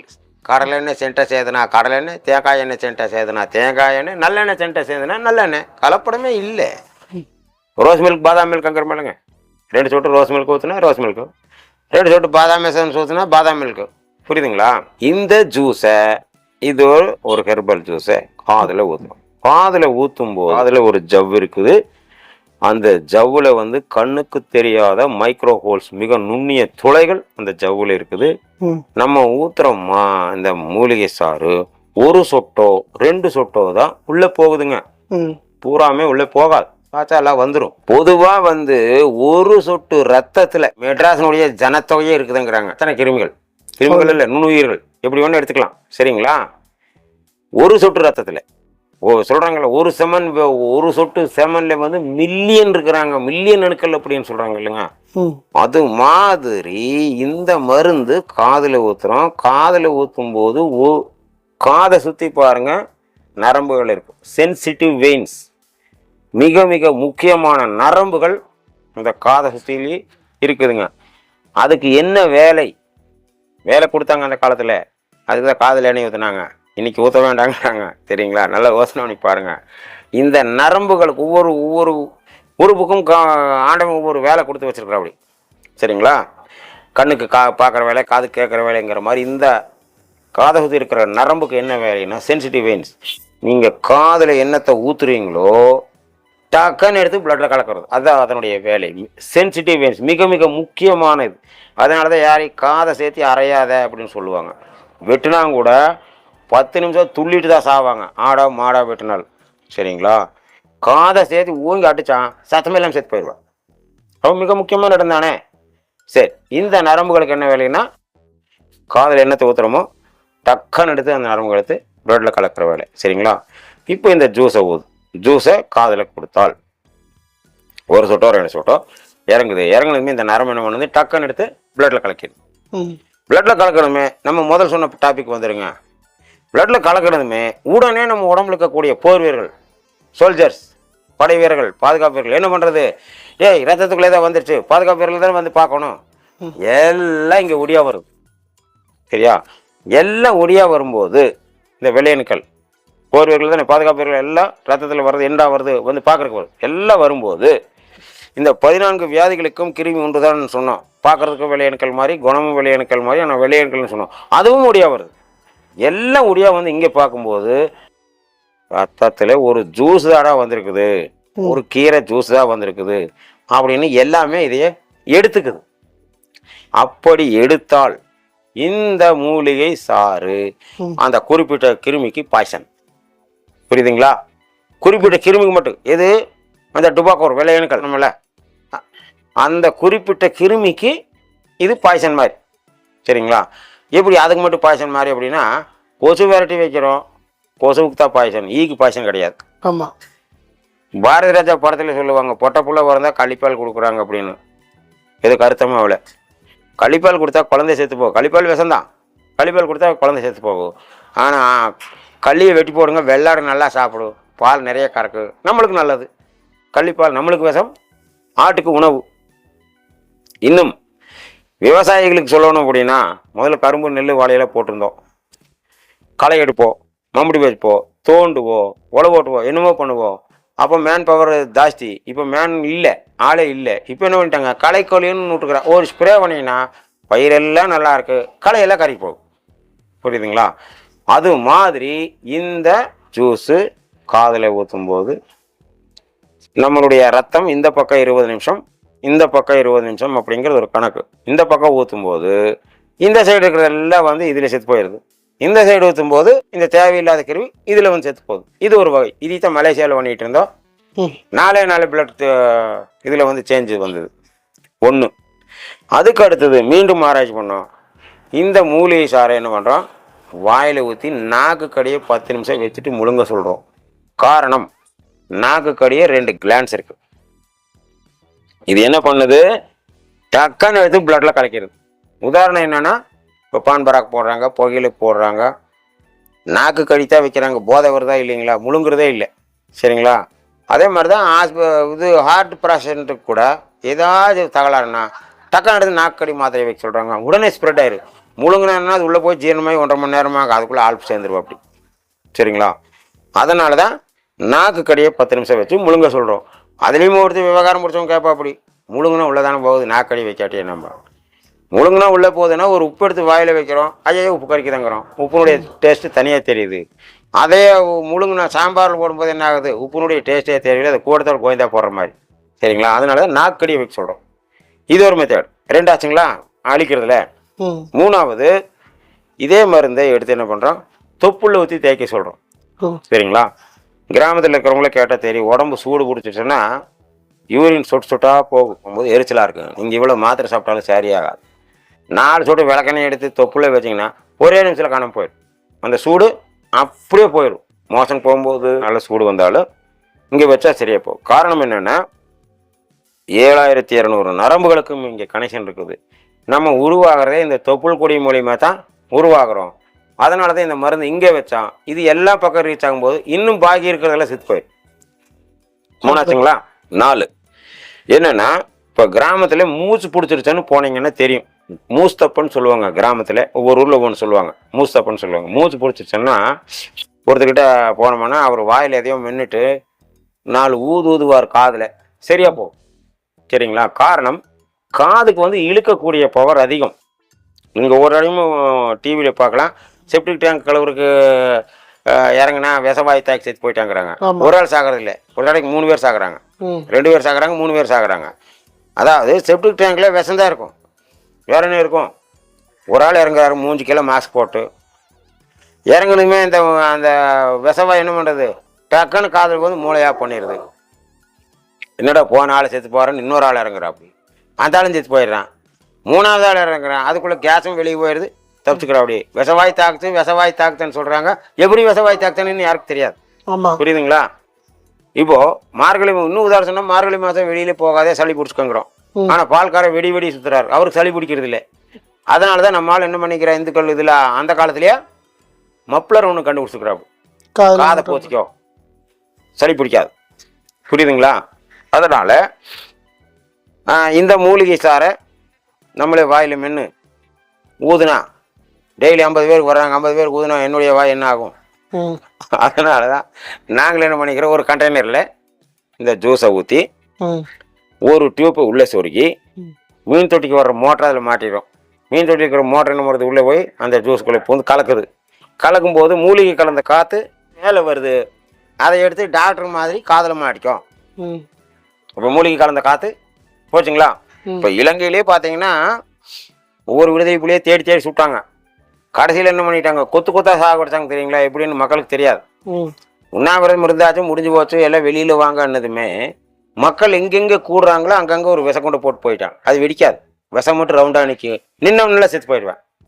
காது வழியாக போகுது. அப்படி தான் தமிழகத்தை ஒட்டுக்காளிச்சது. புரியுதுங்களா? காதுக்கு இழுக்கக்கூடிய பவர். நேரில் ஊற்றி மூலிகை கலக்கும் போது மூலிகை கலந்த காற்று வரும்போது காது வழியாக போய் அதில் அழிக்குது. சரிங்களா? அதுக்கடுத்து யோகாவுக்கு போயிருக்கிறேங்க. யோகாவுக்கு போகும்போது சொல்கிறாங்களே, நல்லா மூச்சை இழுத்து மூச்சு பயிற்சி பண்ணா ஆக்சிஜன் கை காலுக்கெல்லாம் வருதுன்னு சொல்கிறாங்க இல்லைங்க. அதனால தான் அந்த மூலிகை கலந்த காற்றை ஒரு கனெக்ஷன் எடுத்து மூக்குக்கு இந்த ஆக்சிஜனில் மாட்டிடுறோம். இப்போ மூக்கு வழியாகவும் இந்த கிருமிக்கு விஷவாய், காது வழியாகவும் ரத்தத்தில் கலக்கிற ஒரு விஷவாய், காதுலேயும் அந்த மூலிகை சாறு ஊற்றுறோம். நாக்கு கடியும் வைக்க சொல்கிறோம், முழுங்கவும் சொல்கிறோம், தொப்புள்ளே ஊற்றி தேய்ச்சிக்கன்னு சொல்கிறோம். அதனால தான் சொன்னால் வடிவேல் சொன்ன மாதிரி இப்படி சுற்றிலி கேட்டை போட்டால் சிக்கித்தானே ஆகணும். கண்டிப்பா. அதனால தான் வரவங்களை டக்கு டக்கு டக்கு டக்குன்னு சரியாகிறது. இதில் யார் சீக்கிரம் சரியாகுதுன்னா 1 மணி நேரத்தில் வித்தியாசம் வர்றது யார் அப்படின்னா ஆஸ்மாக்காரர் தான். நல்லா மனசுக்குள்ள நினைச்சுங்க. அதாவது நுரையீரல் சுற்றி ஒரு தேன் பூச்சி கூடு கட்டி இருக்குது, நுரையீரலில் விரி வாங்க முடியாம இருக்குது. இந்த ஜூஸ் கொடுத்ததுமே இந்த தேன் பூச்சி எல்லாம் ஒடியா வந்து செத்து போகுது. தேன் பூச்சி போனோமே நுரையீரல் என்ன ஆகுது, ஃபங்க்ஷன் ஆகிறக்க ஆரம்பிச்சது. கர்ரு முருன்ட்டு வர்றவங்க 1 மணி நேரத்தில் மாற்றம் வருது. ஹார்ட் பிளாக்ன்ட்டு வர்றாங்க, கையை பார்த்தா தெரியுது, பல்ஸ்லேயே தெரியுதுங்க. இங்கே ஆனால் டாக்டர் பார்க்குற பல்ஸ் வேறு, உங்களுக்கு இதில் பார்க்குற பல்ஸ் வேறு. இதில் அக்குபஞ்சரில் முதல்ல வந்து 1 2 தான் துடிச்சிட்டு இருக்கும். கம்மியாக 10 தடவை துடிக்கி 2 தடவை ஸ்லோவாகும், 10 தடவை துடிக்கி 2 தடவை ஸ்லோவாகும். இங்கே இந்த ஜூஸ் எடுத்தாச்சுன்னா அந்த கிருமி மேலே போயிடுச்சுன்னா ஹார்ட் வந்து நல்லா பம்ப் இருக்க ஆரம்பிச்சது. புரியுதுங்களா? அது மாதிரி 14 வியாதிக்கும் ஒன்றுதான். இந்த ஒன்றை இழைச்சால் 14 வியாதி இல்லை. இந்த கான்செப்ட் தான் இன்னும் ஆராய்ச்சி பண்ணிட்டு இருக்கிறோம். இன்னொரு 2-3 வியாதி பற்றி ஆராய்ச்சி பண்ணிட்டு இருக்கிறோம். இன்னும் அடுத்ததுமே ஆராய்ச்சி பண்ணிட்டு இருக்கீங்க. தூக்கமே வர மாட்டேங்குதா? மேற்கொண்டு வந்து இப்போ பிளட் கேன்சர்காரனுக்கு மலேசியாவில் போய் கேட்டால் கிணத்தக்கானுங்கிற மாதிரியே சொல்கிறாங்க. சார் காலையிலே பிளட்டு கொடுக்குறோம் சார், 2 யூனிட் கொடுக்குறோம், நைட்டு பார்த்தா பிளட்டை காணு, எங்கே போகுதுன்னு தெரியலங்கிற. அப்படி பிளட் கேன்சர்காரருக்கு தீர பிளட் கொடுத்தே தான் இருக்கிறாங்க. கொடுக்குற சகப்பணக்கில் பூரா இது உள்ளே உட்காந்துட்டு சாப்பிட்றது. அதான் கிணத்தக்கானுங்கிற மாதிரி காலையில் பிளட்டு கொடுக்குறோம் சார், சாயங்காலம் பிளட் இல்லைங்கிற. அப்படி புரியுதுங்களா? அப்போ சாப்பிடக்கூடிய இந்த கிருமியை அழிச்சாச்சுன்னா பிளட் உற்பத்தி ஆகுறது எல்லாருக்குமே உற்பத்தி ஆகும். உற்பத்தி ஆகுற சாப்பிட்றதே. சரிங்களா? சரி, அதனால இன்னொரு ஆராய்ச்சி என்னன்னா, இப்போ தலைசீமியாவை பற்றி ஒரு ஆராய்ச்சி பண்ணிட்டு இருக்கிறோம். அது இங்கே கடலோரத்தில் இருக்கிறவங்களுக்கு இருக்கு பிளட் கம்மியாயிட்டே இருக்கும், ஆள் சேர்ந்துடுற. அப்படி ரத்தம் கொடுத்தே இருக்கணும். இன்னொன்று வந்து நடிகர் திரு நெப்போலியன் சாருடைய சன்னுக்கு அப்படிங்கிறது எல்லாருக்குமே தெரியும். அதுக்கு பேர் மஸ்குலோ டெஸ்ட்ரஃபின்னு சொல்லி. அது கல்கத்தாவில் ஒரு பெரிய ஆளுக்கு பண்ணோம். வாரத்தில் 3 நாள் 4 வாரம் பண்ணணும். அவர் ஒரு 75 வயசு இருக்கும், ரொம்ப பெரிய ஆளு. அவருக்கு அந்த வியாதி 2 காலு செயல் இழந்துருச்சுங்க. அந்த செயல் இழந்த காலை இங்கிருந்து மருந்து கொண்டு போய் 3 நாள்ங்கிற மாதிரி 4 வாரம் கொடுத்தோம். 4 வாரம் கொடுத்ததுல இந்த காலை அசைக்காத ஆளு கால் கொஞ்சம் அசைக்க ஆரம்பிச்சு. முதல் நாள், 2வது நாள், 3வது தடவை, 4வது தடவை என்னாச்சு, இந்த காலை இப்படி ஒரிஞ்சு தூக்குறக்க ஆரம்பிச்சது.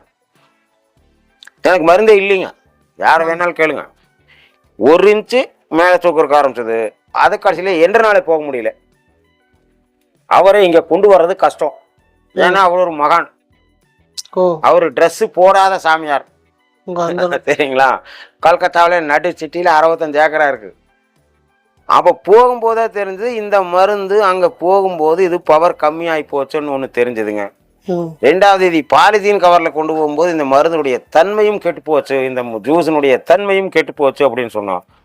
அந்த பாதி இருக்கிற தன்மைக்கே வந்து அந்த ஆள் 1 இன்ச்சு கால் தூக்கும் போது இப்போ அதுக்கு ஆள் தேடிட்டு இருக்கிறோம். ஃப்ரீயாக தான் பண்ணுறேன்னு சொல்லியிருக்கிறேன். ஏன்னா தெரியாததுக்கு நாங்கள் இது பண்ணக்கூடாது. இது நல்லா இருக்கணும் கொடுக்கலாம், நல்லா இல்லைன்னு கொடுக்கலாம். அதனால அது சரியாகிறதுக்கு வாய்ப்பு இருக்குதுங்க. சரிங்களா? அதனால 14க்கும் கிருமி ஒன்றுதான். ஒன்றை இழைச்சால் 14க்கும் இல்லை.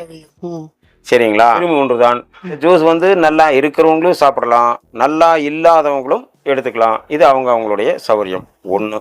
இன்னொன்று என்ன பண்ணோன்னா, இந்த சோரியாசிஸுக்கு வந்து இந்த ஜூஸை வந்து உடம்பு பூரா பூசணுங்க. பூசும்போது ஜூஸ் வந்து எங்களுக்கு டிமாண்ட் ஆகுது. அத்தனை ஜூஸ் எங்களால் கொடுக்க முடியாது. இது வந்து ஜூஸ் வந்து எங்கெங்கேயோ சுற்றி கித்தி பிடுங்கிட்டு வர்றோம் இதையே. சரிங்களா? இது தனியாக பயிர் பண்ணவும் முடியாது.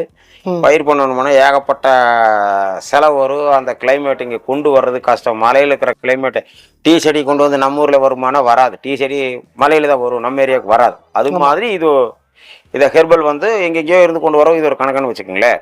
இப்போ சோரியாசிஸ்காரருக்கு பார்த்தீங்கன்னா இந்த ஜூஸை உடம்புல பூச வேண்டி வரும். ஓகே. அப்போ அத்தனை ஜூஸ் வேணும். 10 பேருக்கு கொடுக்குற ஜூஸ் தான் ஒரு ஆளுக்கு பண்ண முடியும் கொடுக்குற மாதிரி. அதே மாதிரி இந்த பிளட் கேன்சர்காரருக்கும் இந்த ஜூஸை உடம்புல பூசுனா நல்லது. ஆனால் அந்த அளவுக்கு எங்ககிட்ட ஜூஸும் கிடையாது. சரிங்களா? இது பயிர் பண்ணுறது கொஞ்சம் கஷ்டம், அதில் பல கோடி போடணும். அதனால் இப்போ என்ன பண்ண ஒருத்தர் எங்களுக்கு ஒரு ஐடியா கொடுத்தாரு. என்ன ஐடியா கொடுத்தாருன்னா, இந்த ஜூஸை சோப்பா பண்ணிடுங்க. ஓ, அந்த மாதிரி சோப்பா பண்ணிட்டா டெய்லி உடம்புக்கு போடும்போது அந்த எஃபெக்ட் உள்ள போகுமா இல்லையா? கண்டிப்பா உள்ள போகும்போது அந்த வியாதி கம்மியாகும்னு சொன்னோம். இப்போ அந்த மூலிகை, அதாவது சோப்பா பண்ண சோப்பு 500-1000 ரூபாய்க்கு பண்ணணும். அந்த அளவுக்கு பண்ண முடியாது. அந்த அளவுக்கு ஹெர்பல் இல்லைங்க. ட்ரீட்மெண்ட்டுக்கு வரவங்களுக்கே ஹெர்பல் இல்லை, சோப் பண்ணுறதுங்க ஹெர்பல். அதனால இந்த ஒரு நாளைக்கு 10 பேர் வரும், ஒரு நாளைக்கு 20 பேர் வரும், ஒரு நாளைக்கு 30 பேர் வருவாங்க, ஒரு நாளைக்கு 5 பேர் வருவாங்க. ஒன்று. அப்போ அந்த மிச்சமாகிற மூலிகையை எடுத்து சோப்பை பண்ணிடுறோம். ஓ, அப்படி. சரிங்களா? அப்போ டெய்லி நீங்கள் சோப்பு போடுங்க, உங்களுக்கு இந்த 14 வியாதியும் வராது. அந்த சோப்பை ஆன்டி கேன்சர் சோப்புன்னு தான் விற்கிறோம்.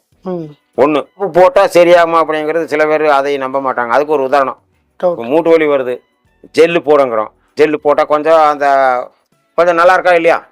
ஸ்ப்ரே பண்ண சொல்கிறாங்க. மூட்டில் ஏதாச்சும் வலியா ஸ்ப்ரே பண்ண. இன்னும் கிராமத்தில் போனீங்கன்னா சீமனை சொல்லுவாங்க, கெரசின். கை கால் குறைச்சலாகுதுன்னா சீமனை போட்டு தேய் சரியாக போகுன்னு சொல்லுவாங்க. ஆனால் இது டாக்டருக்கு ஒத்துக்க மாட்டாங்க. சரிங்களா? அப்போ இதுக்கெல்லாம் உள்ளே போய் தான் அது வேலை செய்யுது.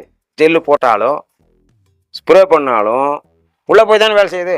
அப்போ இது உள்ளே போகும்போது, இந்த சோப்பில் இந்த மூலிகை உள்ளே போகும்போது இன்னும் தோல் மட்டத்தில் இருக்கிற கிருமி சாகுமா இல்லையா? அதனால் இப்போ ஒரு சோப்பு வாங்குறவங்க 10 சோப்பு கேட்குறாங்க. எவ்வளோ எங்களுக்கு. அதனால தான் எங்களுக்கு ரொம்ப ஃபேமஸ் அந்த சோப்பு. போகும்போதில் ஒரு 40 கிலோ கொண்டு போவோம் ஃப்ளைட்டில். அவ்வளோதான் அனுமதி.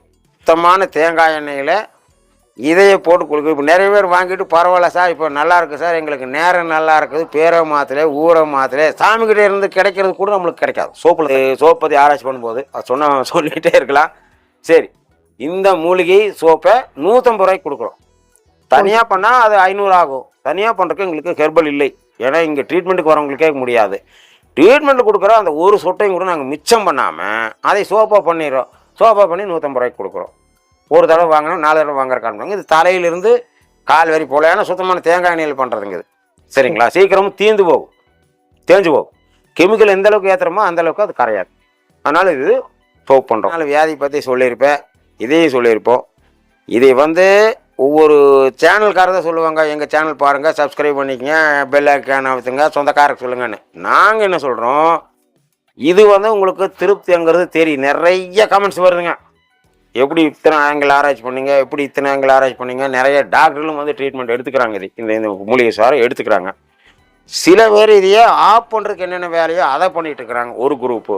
அதனால் இது நாங்கள் மருந்து இல்லை, இது மூலிகை சாறு. இது FSSAI சர்டிஃபிகேட் வாங்கி வச்சுருக்குறோம். இது குடிக்கக்கூடிய பொருள். நீ குடிக்கலாம், கொப்புளிக்கலாம், உடம்புல பூசி குளிக்கலாம், அது உன்னுடைய வசதியை பொறுத்து. இது மருந்தன்னே இல்லை.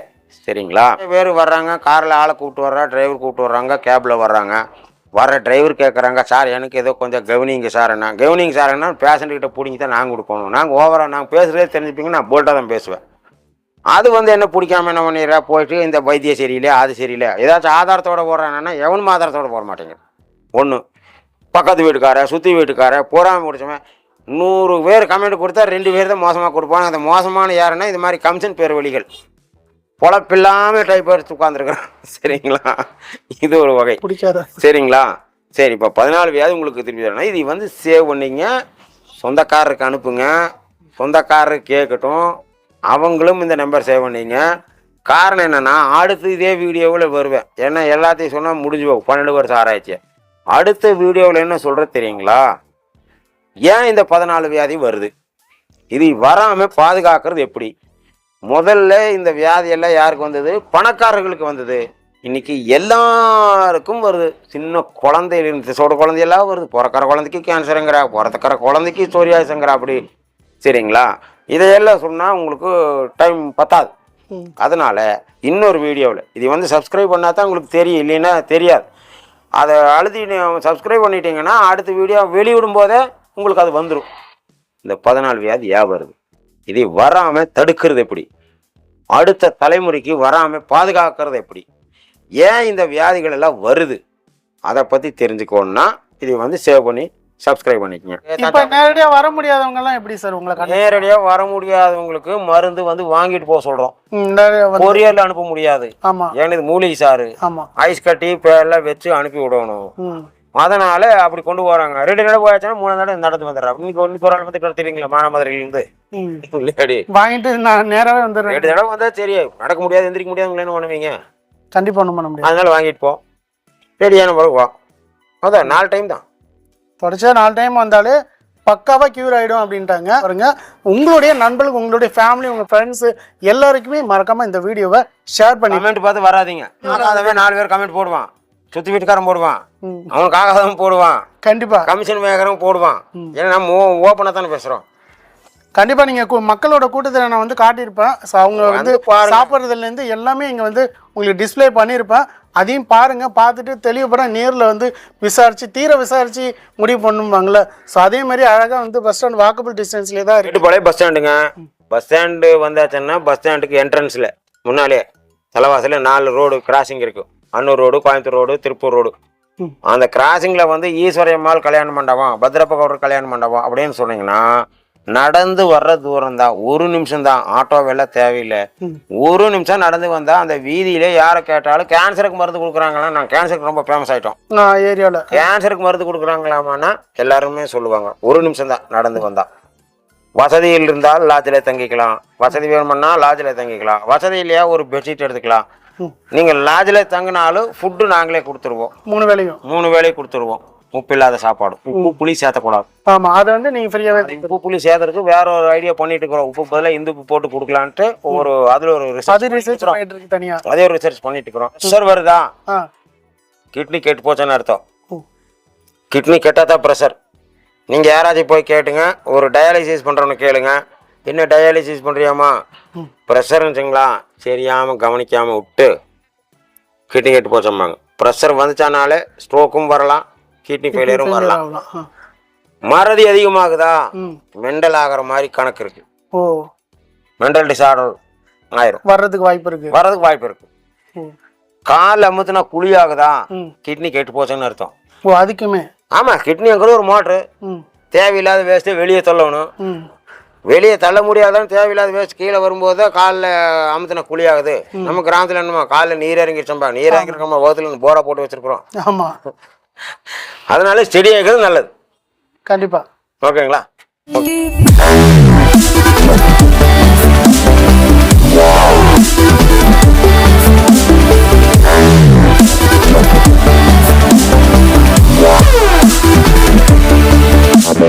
Yeah.